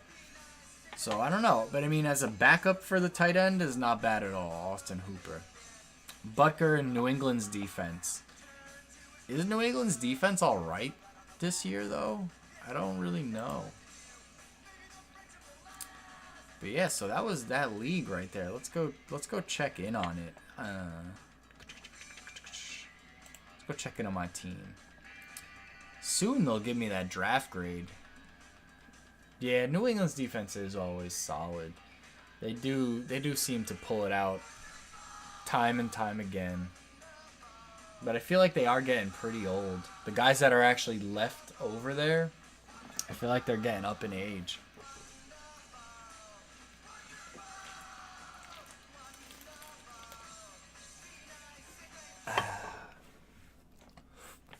Cerveza. Delicious.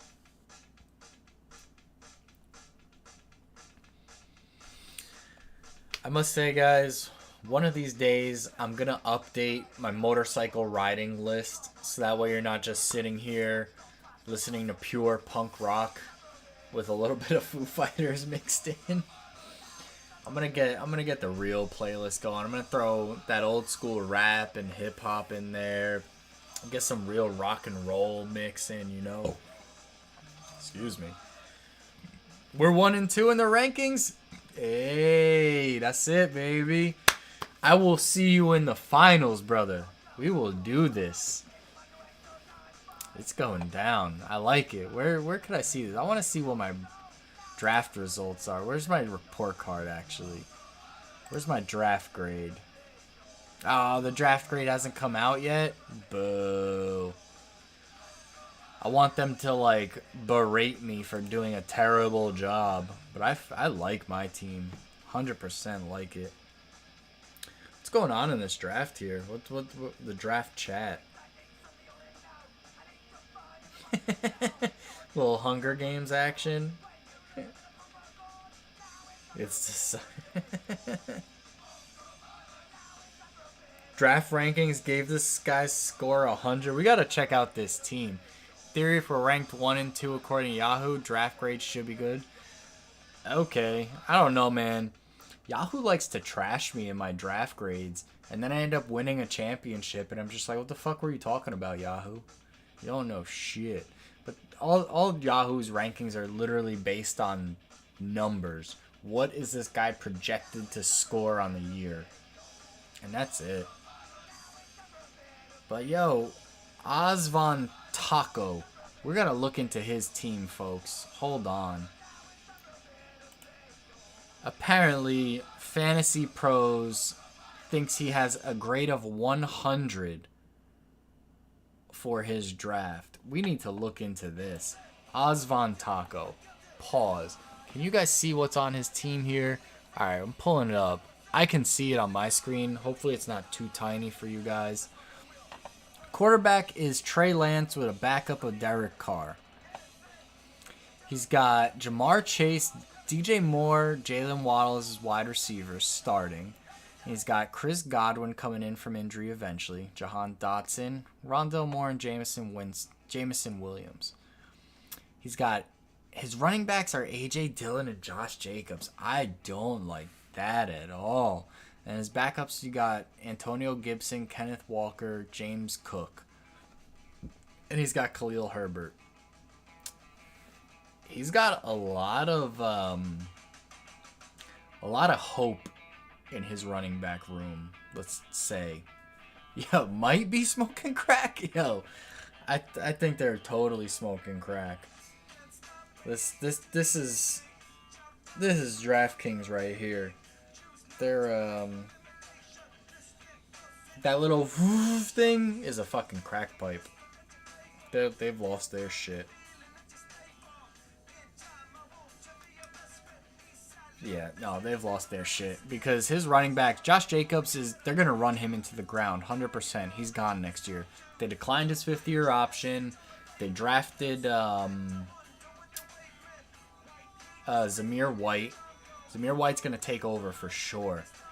Josh Jacobs is done. A.J. Dillon's a solid running back, but you still got Aaron Jones in house. Antonio Gibson's only going to be the number 1 running back because Brian Robinson got shot, unfortunately. They were talking about him being their number 1 kick returner. What type of number 1 running back is returning kicks? What? Get the fuck out of here, man. Kenneth Walker is going to take over in Seattle.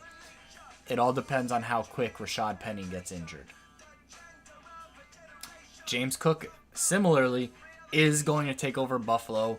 It all depends on how well he progresses and overtakes Devin Singletary. Zach Moss is an afterthought. James Cook is the future in Buffalo. Their new offensive scheme does not pass first. I mean, it probably is pass first, but probably not actually. I think it is going to be run first, pass often. And James Cook is a monster. He's just like his brother, just without the injuries. James Cook's a monster. Then Khalil Herbert's just in case mandatory Montgomery gets hurt, and he's trade bait for the guy who has David Montgomery. Didn't draft a kicker, so someone on his bench is getting dropped. Keep an eye out for that. I promise you, if James Cook gets dropped, I'm jumping on that grenade. That's not even a grenade. I'm jumping on that balloon. He's going to blow up. But I don't see him dropping James Cook. Hell no. Anyone on his roster that he would be dropping... Actually, he already moved Jameson Williams to the IR spot, so he's just going to pick up a kicker. He's good. But I don't agree with draft fantasy pros. They're stupid. Rankings mean dick, yup. I agree. First is the kiss of death. I'm fucked. Laughing my fucking ass off. My best running back is freaking A.J. Dillon. Yeah, see? He even knows it. His best running back's A.J. Dillon. Took Odell. Hopefully week 6 to 8 he goes to the Rams or another contender. Some late season juice. That's a terrible idea. You can't even put him in an IR spot because he just doesn't even have a team. There's a free agent in our league right now that's going to drop 40 in one game. To be fair, I've done 3 drafts so far this season, and it's hated all of them but this one. Oh, whoa, what just happened? Scrolled up on me. I'm trying to read these things to you guys. Just like that I can make my own lists on this. Feel okay, listen mine. Usually when I love it though, it fucks me. You guys didn't auto draft too. He said you guys didn't auto draft too? My whole team was auto draft. That's funny stuff. Where is there it is. Alright, I want to see my draft grade now. Is it up yet? Give me my draft grade.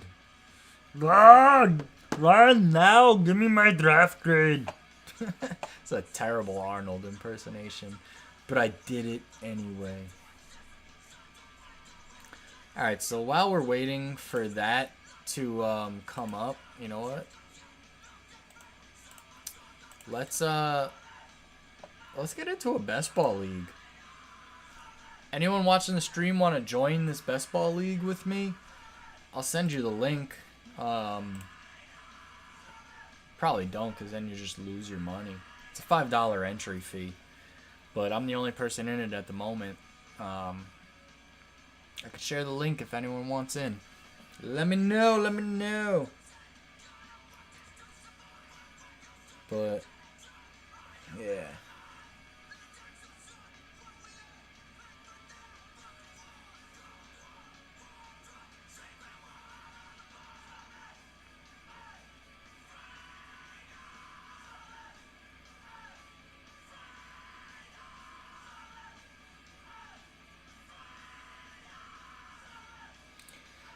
Oh, what do you mean message send failure? Get the hell out of here. Got full bars and Wi-Fi. Talking this nonsense.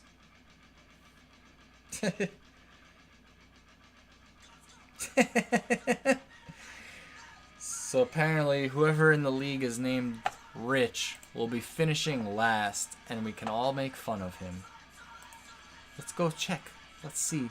What's his team look like? Oh, I can't see who Rich is. What's Rich's team name? Greedy John.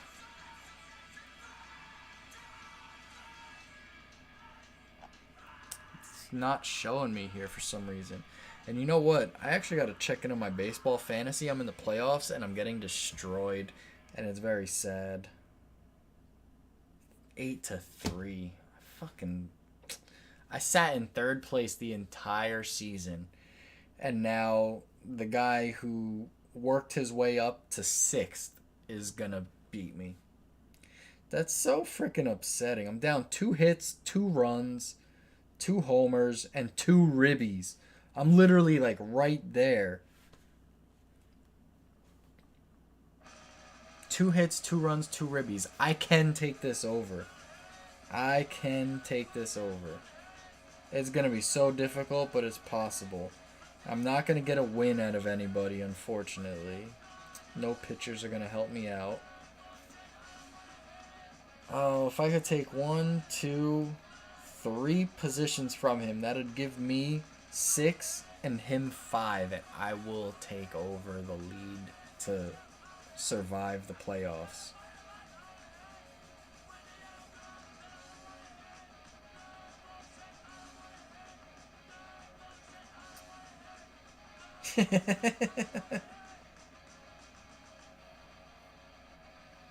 Oh man, yo. I can't believe I'm gonna get knocked out of the fantasy baseball playoffs week 1.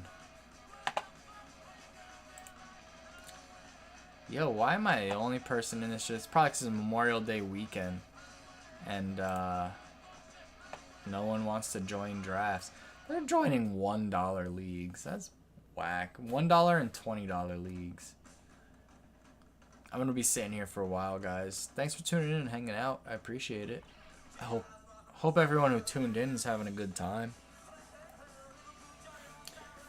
We've got some Generation X, Billy fucking Idol right now. Some good rock and roll. King Rocka, King Rocka, Rocka. Yeah, so it looks like we're gonna have some time. Yo, for real. Dude, I'm sitting here waiting for a damn draft grade. Oh, they're in. I got a C. A C. A C. Mayonnaise. Mayonnaise. Middle of the road. Mediocre. All words that describe this draft. We have to trust no aman, no cry. Will make trades and player ads if they are to reach the playoffs. Draft summary. If you can't handle the heat, get out of the draft room. No aman, no cry wilted under the pressure of this draft. Picking number 9 overall, they were clearly overmatched.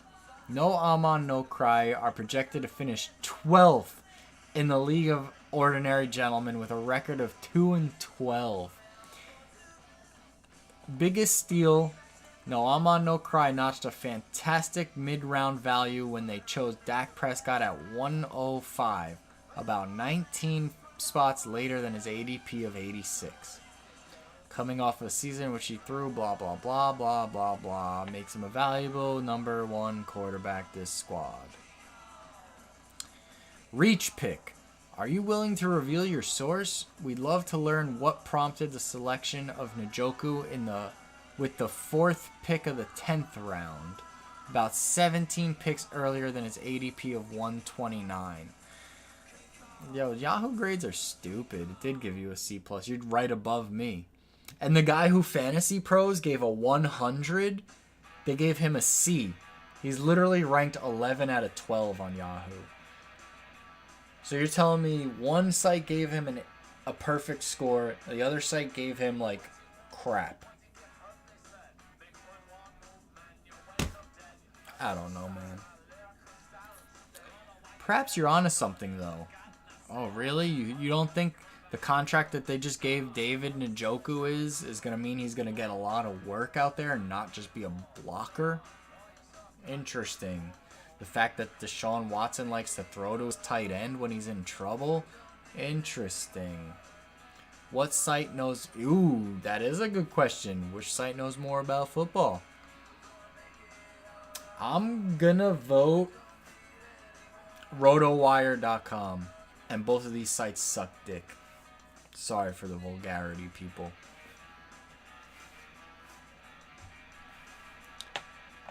But alright, let's jump down. Draft notes. No aman, no cry will be all in on the Cowboys this season, as the selections of CeeDee Lamb, Dak Prescott, and the Dallas defense give them 3 players from Dallas, more than any other team in your league. League-wide, the most popular team was the Rams, as 10 of them were selected in the draft. Week 9 could bring on a case of the bye-week blues for no aman, no cry, as they have 5 players on bye: Dak Prescott, CeeDee Lamb, Melvin Gordon, David Njoku, and the Dallas defense. On the bright side, America's team, which I believe is Kyle, who kept getting sniped in the draft, your Week 9 opponent will be facing a similar struggle with 4 players on the sideline. Interesting. With a strength of schedule rated as the 3rd most difficult based on projected records, no aman, no cry have one of the most daunting schedules in League of Ordinary Gentlemen this season. But that doesn't mean you're destined to lose. Strength of schedule is just a number. Fantasy football rewards those who put in the work, so make sure you follow each week's free agent pool. We know what the fuck we're doing, man. Despite open slots at quarterback and tight end in the 6th round, no aman, no cry drafted running back Damian Harris with the 64th pick, filling the flex position instead of a more important position. Shut the hell up. Yahoo, you don't know shit about shit, alright? I can't stop cursing. This is infuriating.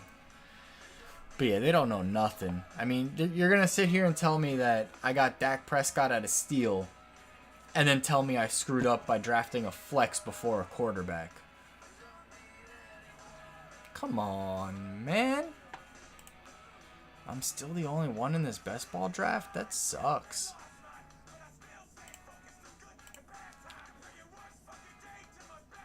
Yeah, this $10 league filled up. This $20 league filled up. Okay, someone else finally joined my $5 league.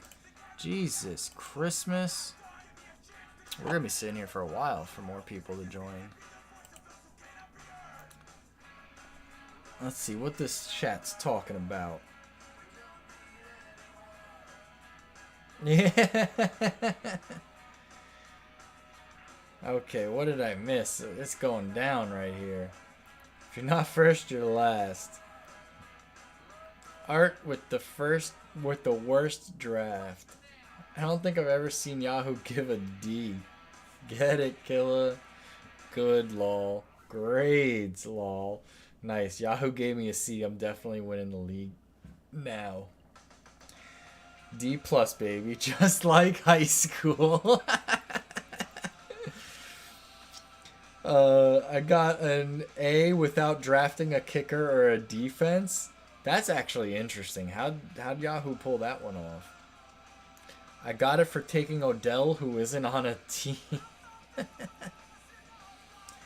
Where can you see the draft grades? Oh, you have one RB1. Pollard gonna be an RB1. Lol. Zeke's gonna be whack. Zeke been sus. Yo, Zeke's gonna put in work because his contract's coming to a close after next year, right? I think it's after next year. And after that contract he got, Dallas is looking to get rid of him. Jerry Jones is over it. He really is. He's very hurt inside for the contract that he was forced to give him. And he wants to unload him so bad. Unless Zeke goes back to 2018 Zeke. If Zeke does that, forget it. Jerry Jones, hey buddy. Jerry Jones will give him another contract. It won't be amazing because it'll be that second running back contract. So it's just like, okay, stay in the house, take your money that's left, and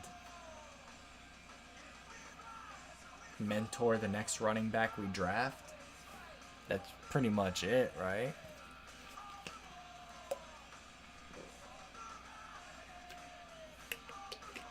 What's up, buddy? What you doing? What are you doing, bud? Come here. Come here, Papa. What, you weren't expecting me to be over here? Did I catch you off guard? Come here, bud. Come. Come here. Come.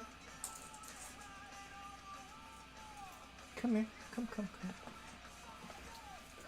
my sweet boy. Come here. Up. Ah.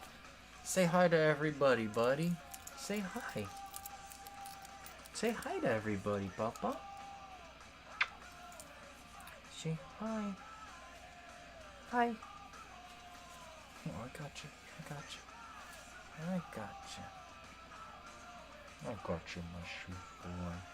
This is my dog, guys. Rocco says hi. Okay. You're good. You're good, buddy. Yeah, my sweet boy. Hi. He's just gonna chill. He's probably gonna jump off my lap in like half a second. And there he goes. My sweet boy, come here. No, come here. Come here. You're hearing things, bud. Love you, Papa. He's camera shy, guys. I'm sorry.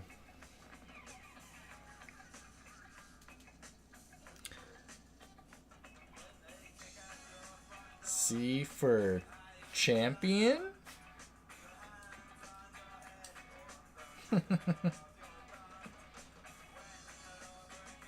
Let's see. Had Cowboys defense ranked like top 5, they can keep their grades. Zeke had a disappointing season for RB1 last year. For RB1 last year, Zeke, I think, finished number 7 overall.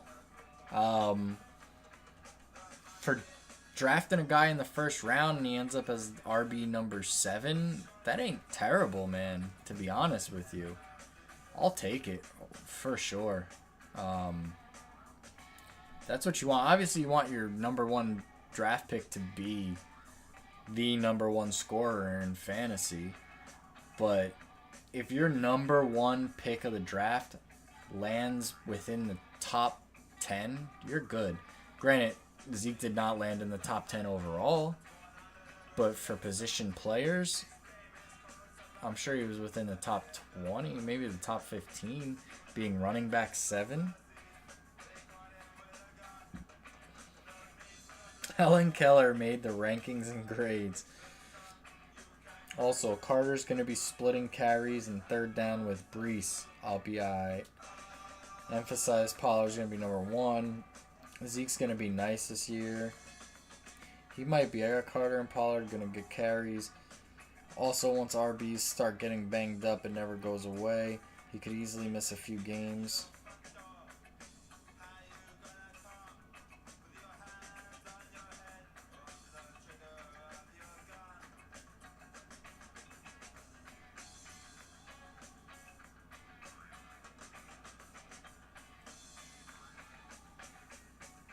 Yeah, I'm not worried about Zeke at all, to be perfectly honest. Oh, 7 out of 10. We're getting there. We're going to draft again. Hell yeah. Hey, Greedy John, you still in this? You wanna sidebar my picks in this best ball draft? I trust you. I trust your fantasy knowledge. But I got high hopes for Zeke. I do have him in 2 dynasties, and I traded to get him into 1 dynasty.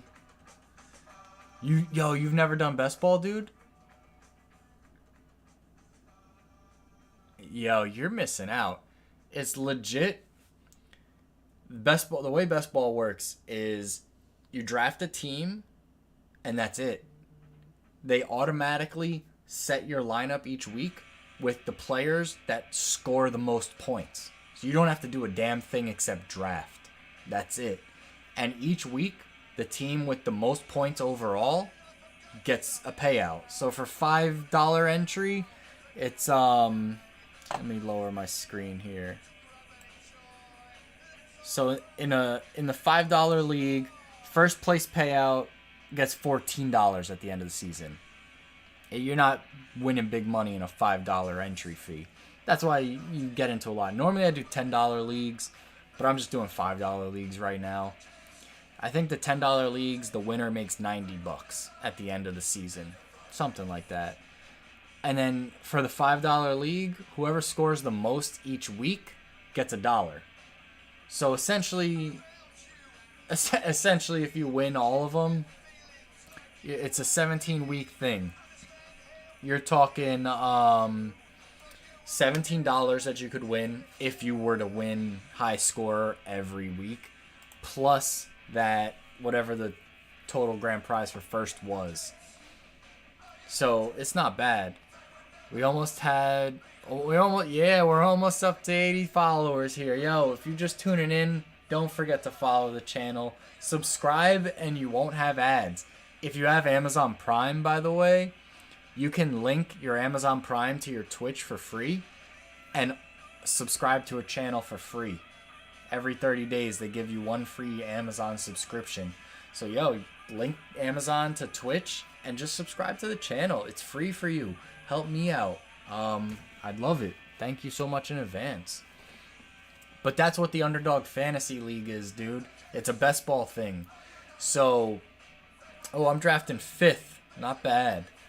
So Underdog is a 12-team best ball, and the winner, like the highest scorer for the season, gets $1 million. And then after I think week 14 is when it ends, like normal, you go into the quarterfinals or something for the playoffs where the pool gets smaller and smaller. Whoever ends up winning overall in the tournament gets, I think, $1 million or $2 million. Second place, I think, gets $1 million. It's a $25 entry fee, and if you use the code RADIO, they will match whatever you initially insert. So, I highly recommend checking out Underdog Fantasy. Use promo code RADIO, and they'll match up to $100. So if you put in $100, that gives you basically 4 entries into their $10 million tournament. Plus, they'll match you, so now you actually have 8 entries to do it. You just got to finish it before they fill up the league. I think earlier today they were at like 411,000 entries out of 450,000 entries.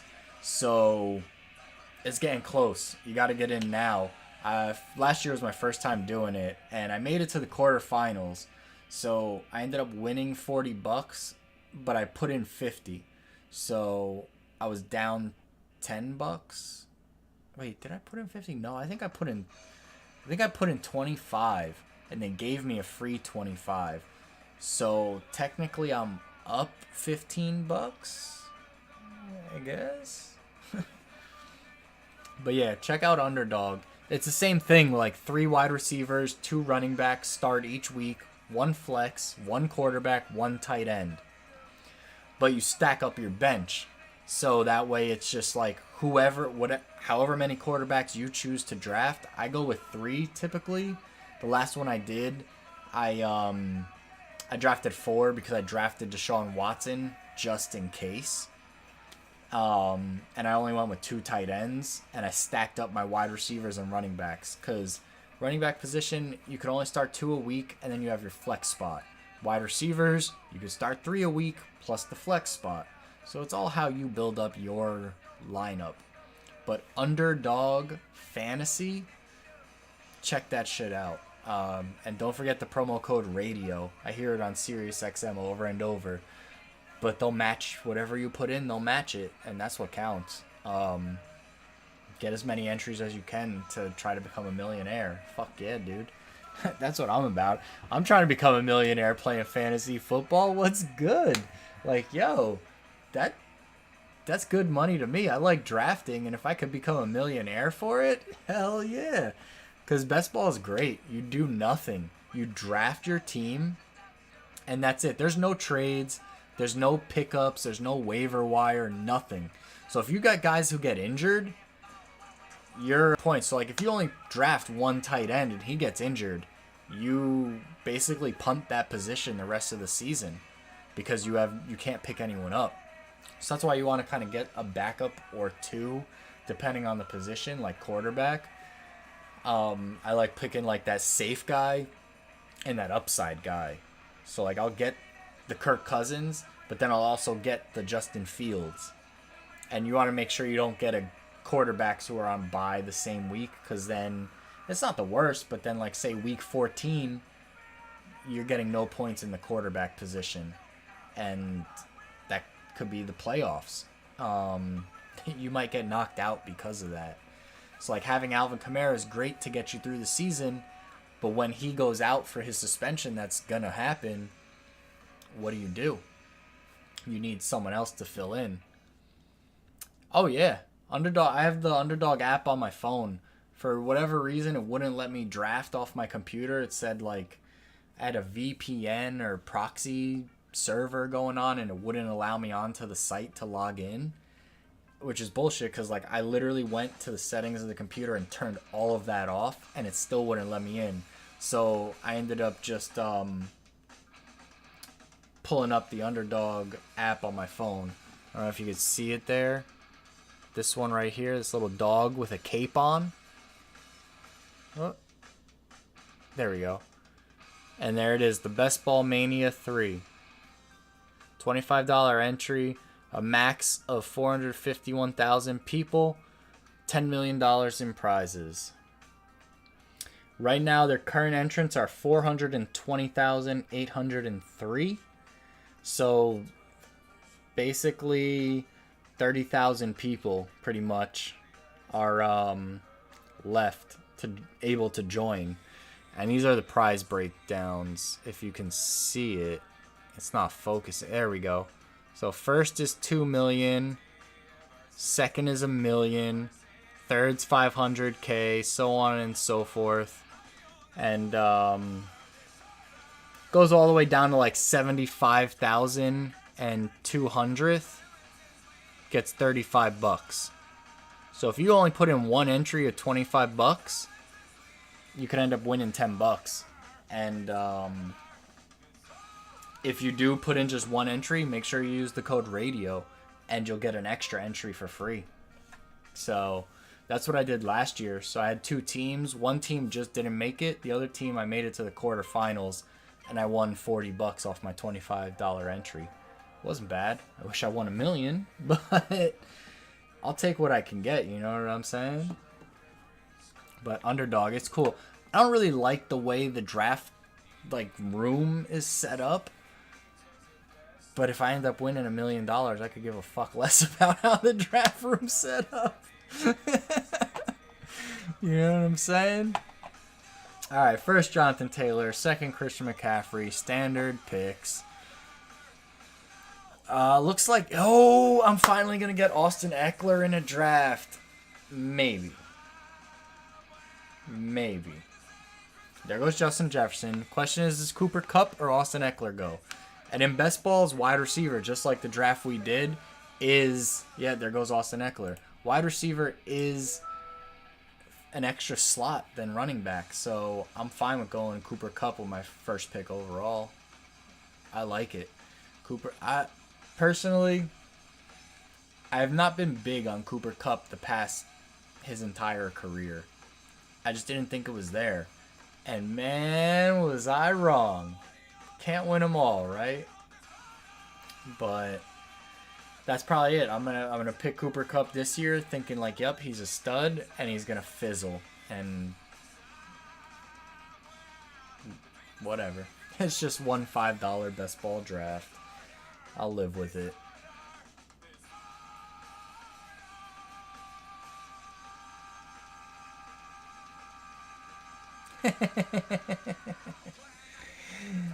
Someone's about to watch Moana for the 1000th time, lol. Wrong text, lol, but still true. I gave them a nice thumbs up. They deserve that. Moana's solid. Anything with The Rock in it is solid because The Rock is in it. He is the most electrifying man in sports entertainment. Okay, I'm gonna go with Alvin Kamara on this one. Yeah, we're gonna pair up Cooper Kupp with Alvin Kamara.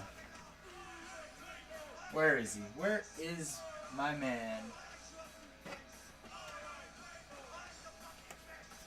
There he is.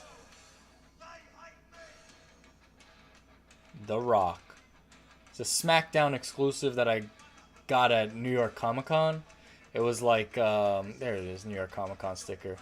It was like a raffle that you had to, I guess, win to be able to go to the Funko booth. And I lucked out and I won to go to the Funko booth. So I bought an all gold Rock. Because why wouldn't you? He's the fucking Rock, for Christ's sake. Now imagine I meet The Rock one day and I have that pop just with me. And I get him to sign it in gold. Expensive.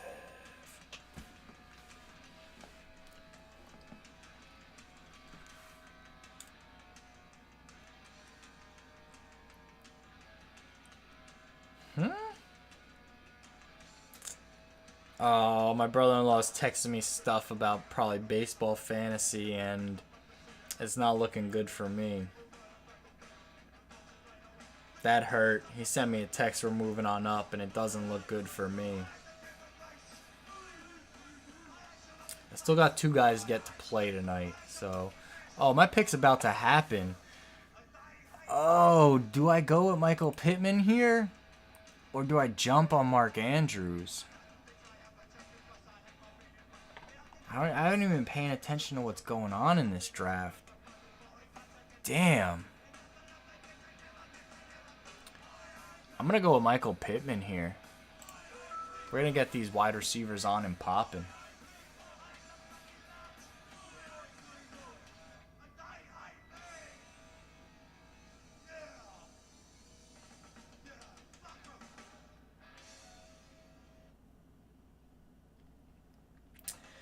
Man, it's like throwing salt on my wounds right now. Over here telling me, we're moving on up. When I'm sitting here struggling, I'm down 8-4.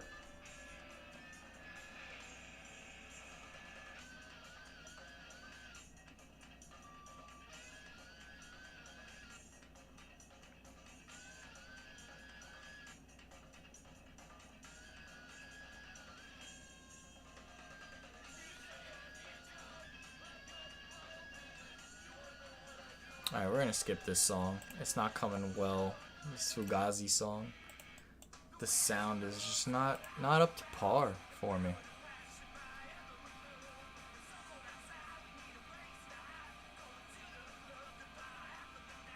She's automatic. So automatic. The way that she moves.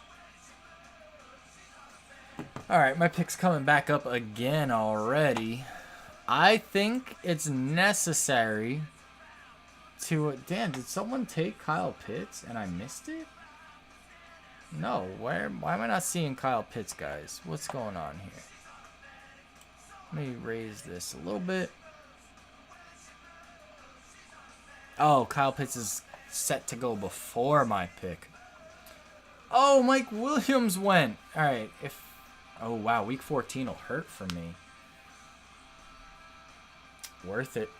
So worth it if I put up points every week before that. I will no problem punting a week. No problem at all. Okay, Zeke just went. That makes my decision a little easier. If they take Kyle Pitts right now, I'm going to be hurt. I'm going to end up flexing over to, like, maybe T. Higgins, maybe Elijah Mitchell. There goes ETN. I'm going Pitts. We're locking up that tight end position in this best ball. I won't really have to worry about getting a backup tight end. I'll still have to get one, of course. But I'm not going to have to worry about a tight end because Kyle Pitts is basically a wide receiver. So when it comes back to me, I got 2 wide receivers.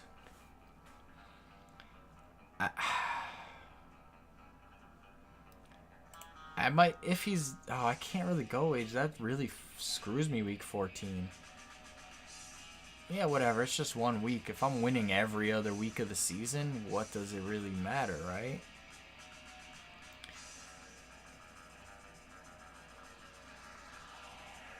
James Bond lives down our street. Yeah, I don't mind. If I punt week 14, it is what it is. But at that same time, Deontay Johnson might be there. What do you guys think I should do here? Should I pair Kamara with... Oh, wait, A.J. Dillon? I'm thinking Aaron Jones.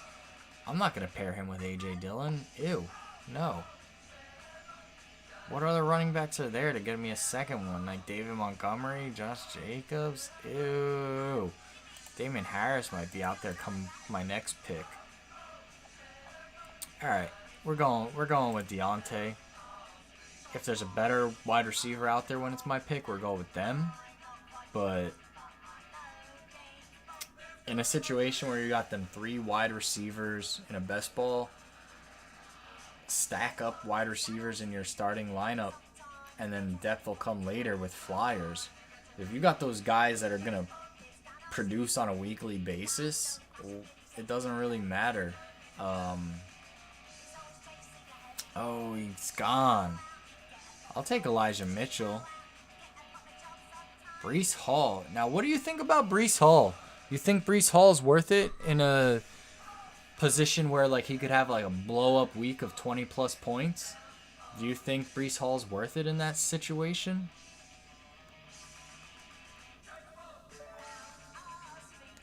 They went Lamar. Jalen Waddle is out there too. Jalen Waddle could be big. I'm going to take Elijah Mitchell over Breece Hall just because of the rookie factor. And I hope Elijah Mitchell doesn't get injured. Now coming back around to me, I'm going to have to heavy tap wide receiver. And he goes by the name of Juju Smith-Schuster.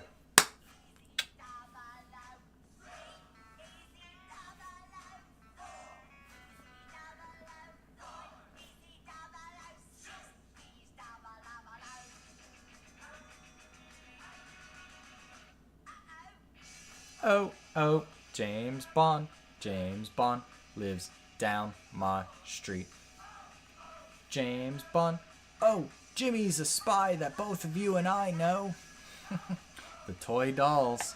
Check them out. Some good classic punk rock right there. Alright, so coming back to me, I was looking at Juju and he's gone now. Jalen Waddle makes it to me, I'll take him. I don't know how I feel about DK Metcalf. But at the same time, Metcalf could have random blow-up games where he just dominates. Oh, you know what? Oh, DK, you could do it. You so could. What do you think? Metcalf or Waddle? What do you guys think? Do I attach to the better offensive system?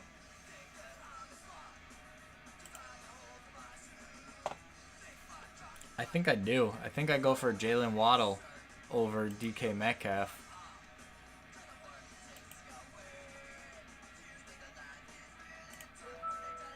Waddle it is. We're gonna waddle out of this bitch. Spend all your money on shitty blow.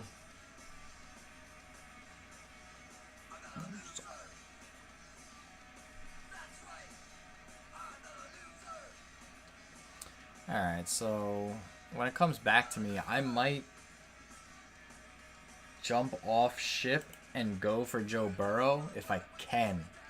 If he makes it to me, I'm going to jump on it. It's a best ball scenario. So jumping on a quarterback a little sooner than you would normally isn't the worst thing. Because I'm taking a guy who's got a solid floor plus a high ceiling. Now, getting a quarterback who's going to just put up average numbers across the season is not bad. But in a best ball format, a guy who can just blow the roof off is very, very helpful. So yeah, when it comes back around, I'm going to jump on Joe Burrow. Hopefully, I mean, Kyler Murray just went. A.J. Dillon finally went. This one guy's drafting before me here. Please don't screw me on this. If he takes Joe Burrow, he didn't. I don't even have to think about what else I'm going to do. Joe Burrow's all me. When it comes back around, if available, I'm going to go with Damian Harris for that touchdown possibilities.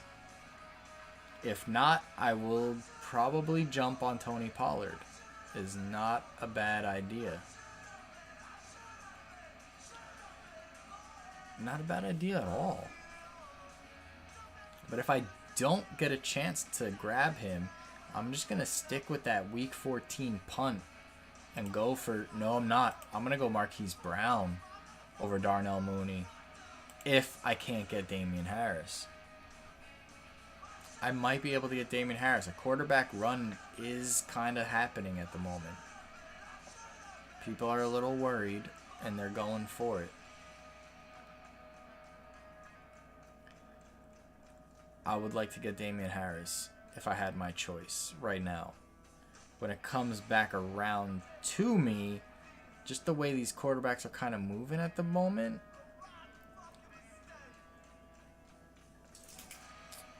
I wouldn't mind going for a wide receiver here. I mean, my tight end's locked up. I got Kyle Pitts. I don't have to worry about drafting any tight ends for a while. Any tight ends I draft from here on out are just kind of like backup fillers in case he gets injured and for his bye week. That's it. I just need them to give me some sort of points. It's probably going to be like 3 catches for 30 yards. That's what tight ends do. Damian Harris is still out here, and it looks like he'll drop to me. Question is, do I want to go with Damian Harris, or do I want to take the chance on J.K. Dobbins coming out to try and prove himself after the injury? I have Damian Harris a lot. I'm going to take a shot with J.K. Dobbins. You gotta zig sometimes. You can't always zag. So, I don't mind that.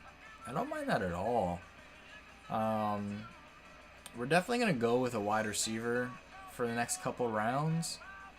I mean, depending on the value that's on the board for you, you got to go for it. But Darnell Mooney could be out there. Hunter Renfrow. They're all based in the same range. Hunter Renfrow had a 1,000-yard season with 9 touchdowns last year. Granted, that's going to come down a little bit because of the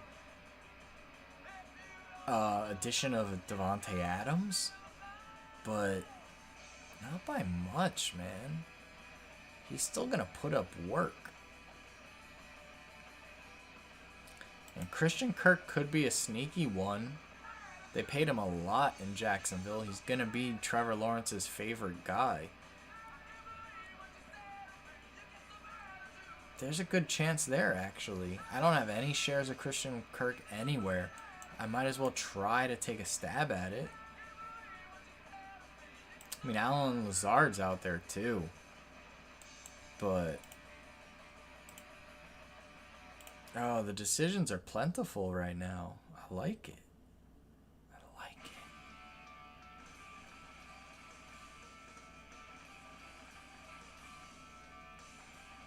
We're gonna listen to these bouncing souls.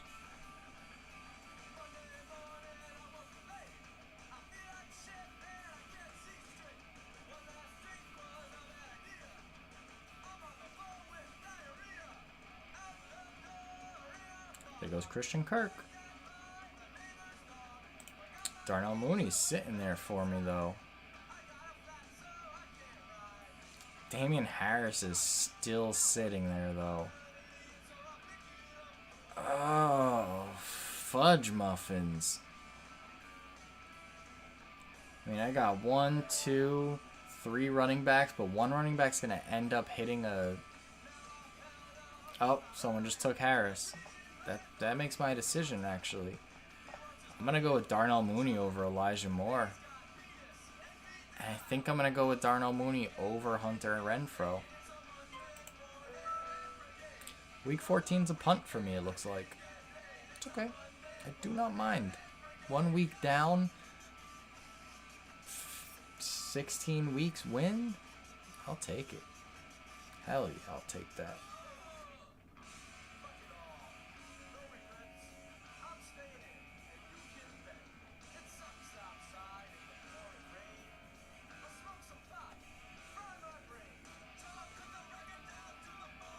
I'm a sure shot, rocking the microphone.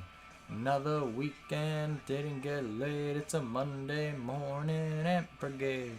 I got my Monday morning. Ooh, Devontae Smith might fall to me. I like that.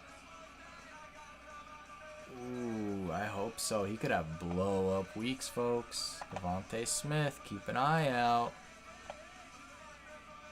He was their number 1 last year, which is bad because he's very small, but he's big and he's fast and talented. AJ Brown showing up, take all those number 1 roles away. I don't know if they'll double team AJ Brown, but he'll be the main focus. You'll be able to hit Devontae Smith down the seam. That's big. That's a sneaky one. Keep your eyes open, folks. Devontae Smith, blow up campaign, breaking 1,000 yards for sure. Goonies never say die. Oh, could I back up Joe Burrow with Russell Wilson? Nah, it's not worth it. Not worth it. I really want to, but it's really not worth my time. Could use another running back that could do work. I'm going to hold off on that for now, and I'm going to go with Devontae Smith. I've been talking about him, and he was there. It's just what I got to do.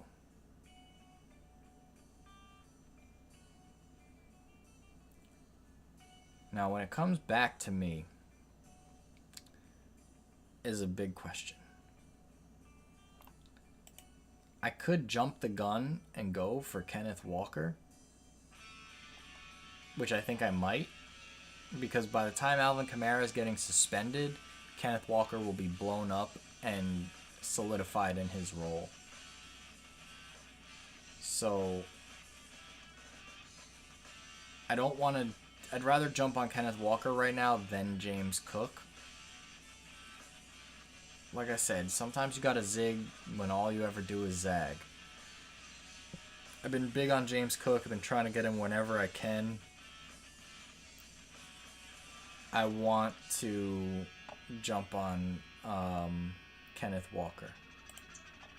I don't trust that he'll be there come back around for my next pick. So I'm going to do it. Absolutely going to do it. And then 2 picks till my turn. With all that's out there, I know he's not going to go in front of me. And then when it comes back around to my pick, we'll have a decision to make. Whether I go for another quarterback or I keep going with the wide receivers. Hey, buddy. What's up?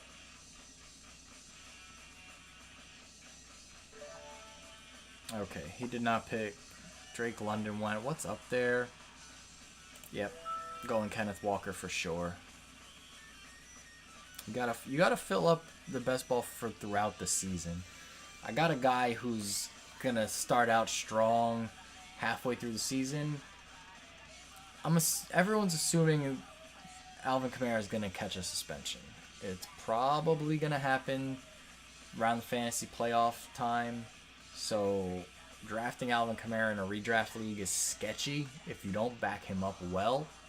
And you're going to have to back him up well. That means you're going to hurt in other positions like wide receiver.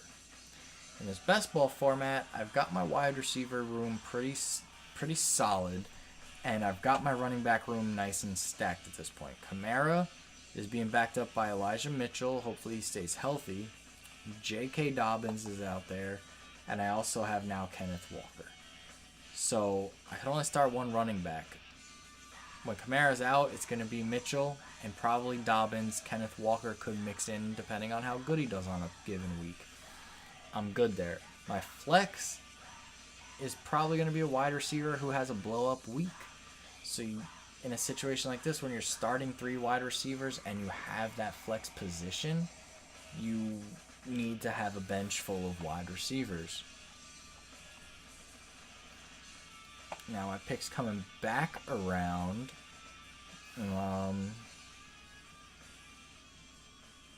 There's some solid quarterbacks out here at the moment, but I think I'm going to avoid them.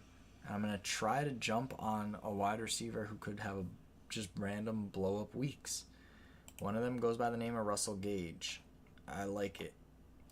I know Chris Godwin will come back probably around like week 4-ish. But Russell Gage is solid. And in the meantime, he could do some damage. Is very, very possible. And I like it.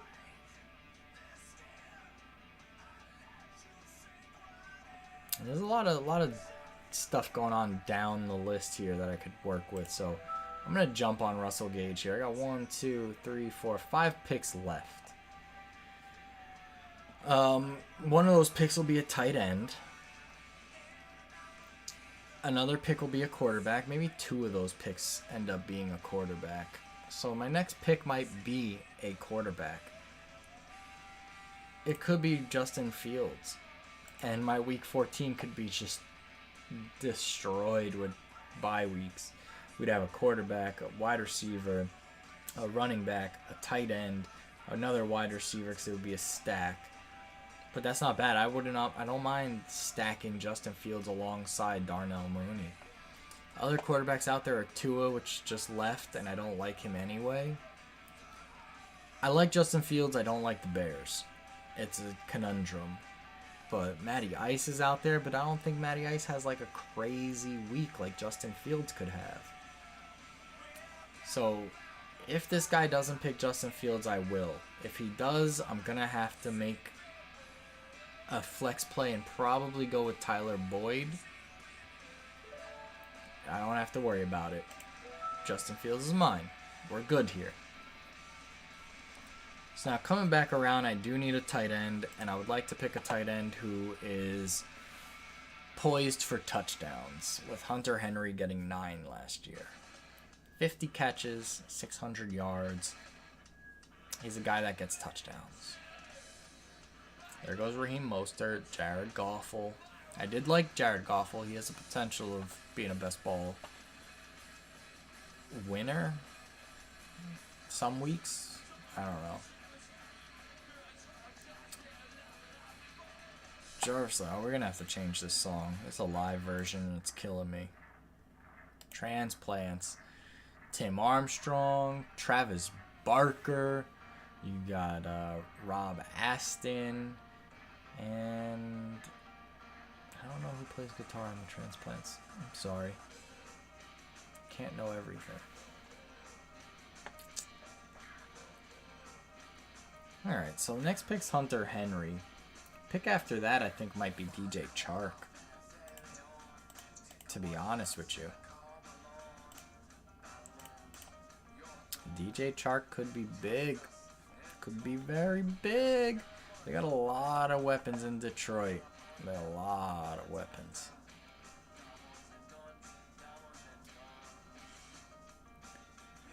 But the way this is wrapping up, at the end of this draft, I'm going to be signing off for the day. I'd appreciate everyone that follows the channel, especially. Oh, we got another subscriber out there. I didn't even notice. Oh, what? I'm going to have to throw a party out here. My God. Oh, what? I didn't even notice. What? Oh, you guys, there's no one else in anymore, but like we're throwing a party anyway. What? That's awesome. Thank you so much, everyone. We've hit my first goal of 5 subscribers. Oh, that's fucking awesome. Oh, what? Let's go. Oh, I don't think it's hitting yet. We hit our first goal. Let's go. We got 5 subscribers. Thank you, everyone. Ad-free watchers. Oh, if I had like a soundboard, I'd be throwing horns off like... Brrr. What? Yeah, that's awesome. Thank you, everyone, so much. Just because we hit this first goal does not mean we're done. That just means you have to up your goal. When you hit your goals, you have to make greater goals. That's it. That's how you grow. That's how you get better in life. Always up your goals. After the stream, I will check out who it is. And next stream, we will be congratulating on them for following the channel, showing all the love. I really appreciate it. I really do. Follower goals, we're still hovering at 78. I think it's actually at 77. I don't know why that's saying 78, but we'll check into it in the future. But coming back now, it's going to be my pick. And I think, like I tagged before, I'm going to be jumping on DJ Chark. I think that's a good move right there.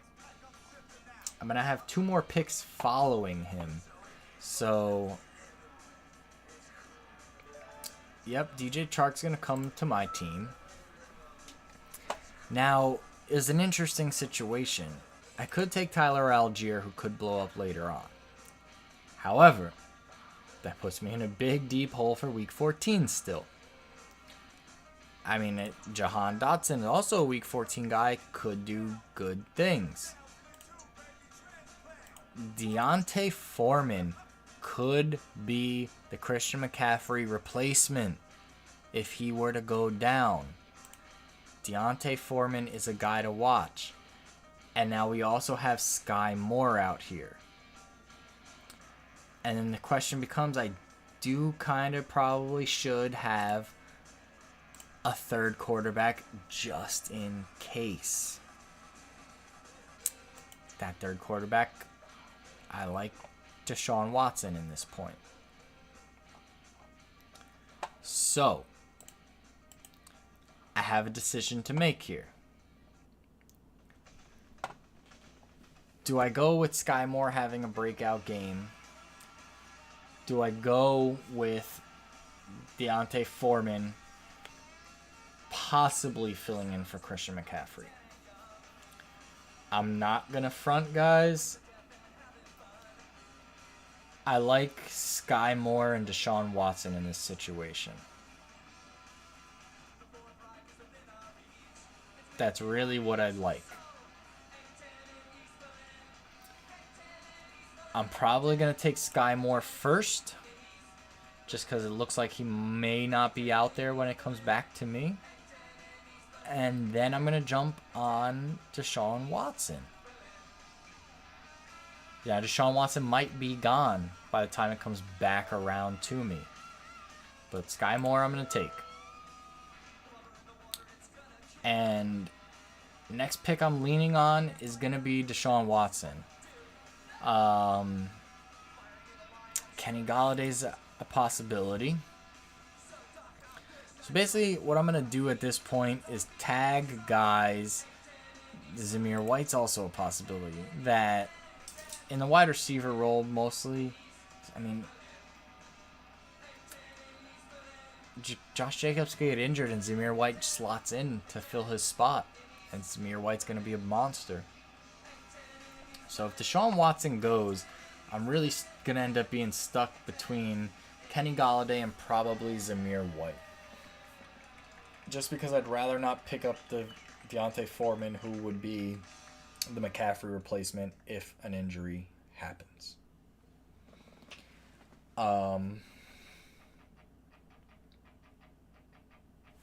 Yeah, so I want to get Deshaun Watson here. I want to back up Joe Burrow and Justin Fields with a guy who at the end of the season could blow up if one of these guys were to be injured during the year. Or if even both of these guys are injured during the year. I don't want to be stuck sitting on just one guy. And Deshaun Watson did not get taken, so I'm gonna take that chance on him, I think. I'm taking a chance on anyone at this point. So I know Deshaun Watson will play eventually. And Corey Davis was out there. I like Corey Davis, but I went with Deshaun Watson. I did. And I'm projected at the moment 5th. That could drop overall. Doesn't matter. I like what I did. I like the way my team pulled out. My team is looking like, in this best ball format, Joe Burrow. We've got Justin Fields and Deshaun Watson coming back eventually. At quarterback, we've got Cooper Kupp, Michael Pittman, Jalen Waddle, Darnell Mooney, Devontae Smith, Russell Gage, DJ Chark, and Sky Moore. We got 8 wide receivers in the building. So that means probably we're a little weaker at running back, and I only have 2 tight ends, but my 2 tight ends are Kyle Pitts and Hunter Henry. I'm not too worried about that department at all. Then in running back, we got Kamara and Elijah Mitchell and J.K. Dobbins. Kamara will hit a suspension eventually. Kenneth Walker will pop in to fill his empty spot. Whereas when he does leave, I do have J.K. Dobbins to fill his spot. There's a lot of injury risk between Dobbins and Elijah Mitchell, so this could blow up in my face. But if, obviously with every fantasy league, if guys stay healthy, it's only up at that point. So I ended up at 6th overall. Not bad. But, yeah, I think we did good tonight. I like the way our drafts turned out. The first redraft league and then this best ball league. I like it a lot, guys. Thank you, everyone, for tuning in. Thank you, everyone who subscribed to the channel. We hit our first goal at 5. I believe I put this goal up like a week and a half, maybe 2 weeks ago at this point, and we're already there. This was my September goal of 5. And we're only 2 weeks in. September just started. I know the goal started a week before September at most, but like we're there already. I gotta up this goal. We're gonna get places. Thank you everyone for tuning in. I really appreciate it. Couldn't do any of this without you guys. It'd just be me in front of a camera talking to myself all day. I appreciate everyone who tunes in, everyone who follows the channel. You spread the word to a friend. That's even great. That's amazing. I appreciate everyone who helps out the growth of my channel here. Just trying to build a community. Everyone can come in and just hang, say whatever you want. Judgment free zone, man. Like, we joke around all the time, of course, but nothing like real deep cutting. Like no real like out here trying to hurt people's feelings. Just lighthearted jokes. And just want to have a fun community of everyone hanging out and just having a good time. That's really what life's about. Just have a good time and enjoy yourself. And that's my plan for this channel, is that everyone could come in and just have a good time, enjoy, make new friends. Made quite a handful of friends so far myself just running the channel. And I know people who follow the channel have made friends within the channel. So I appreciate everyone who's tuned in, who's hung out, who's stopped by and said what's up. You guys are what makes the channel awesome. Like I said, if it wasn't for you guys, it's just me sitting here talking. It's really all you guys that make the channel happen. Thank you so much again and always. Tune in next time. We may play some video games tomorrow night. I don't know. It's a good chance we don't. But Tuesday is my last draft of the season, and then Thursday football happens, baby. Let's go. NFL on Thursday night. I think it's Amazon Video, Amazon Prime, whatever. They're hosting it. They bought the rights. But thank you, everyone, as always, for tuning in. I appreciate you every time you stop by. If it's for 5 seconds, 5 minutes, or an hour, you're awesome. Thank you so much. I appreciate all the love. Have a great night, a great morning, a great day, and we will catch you next time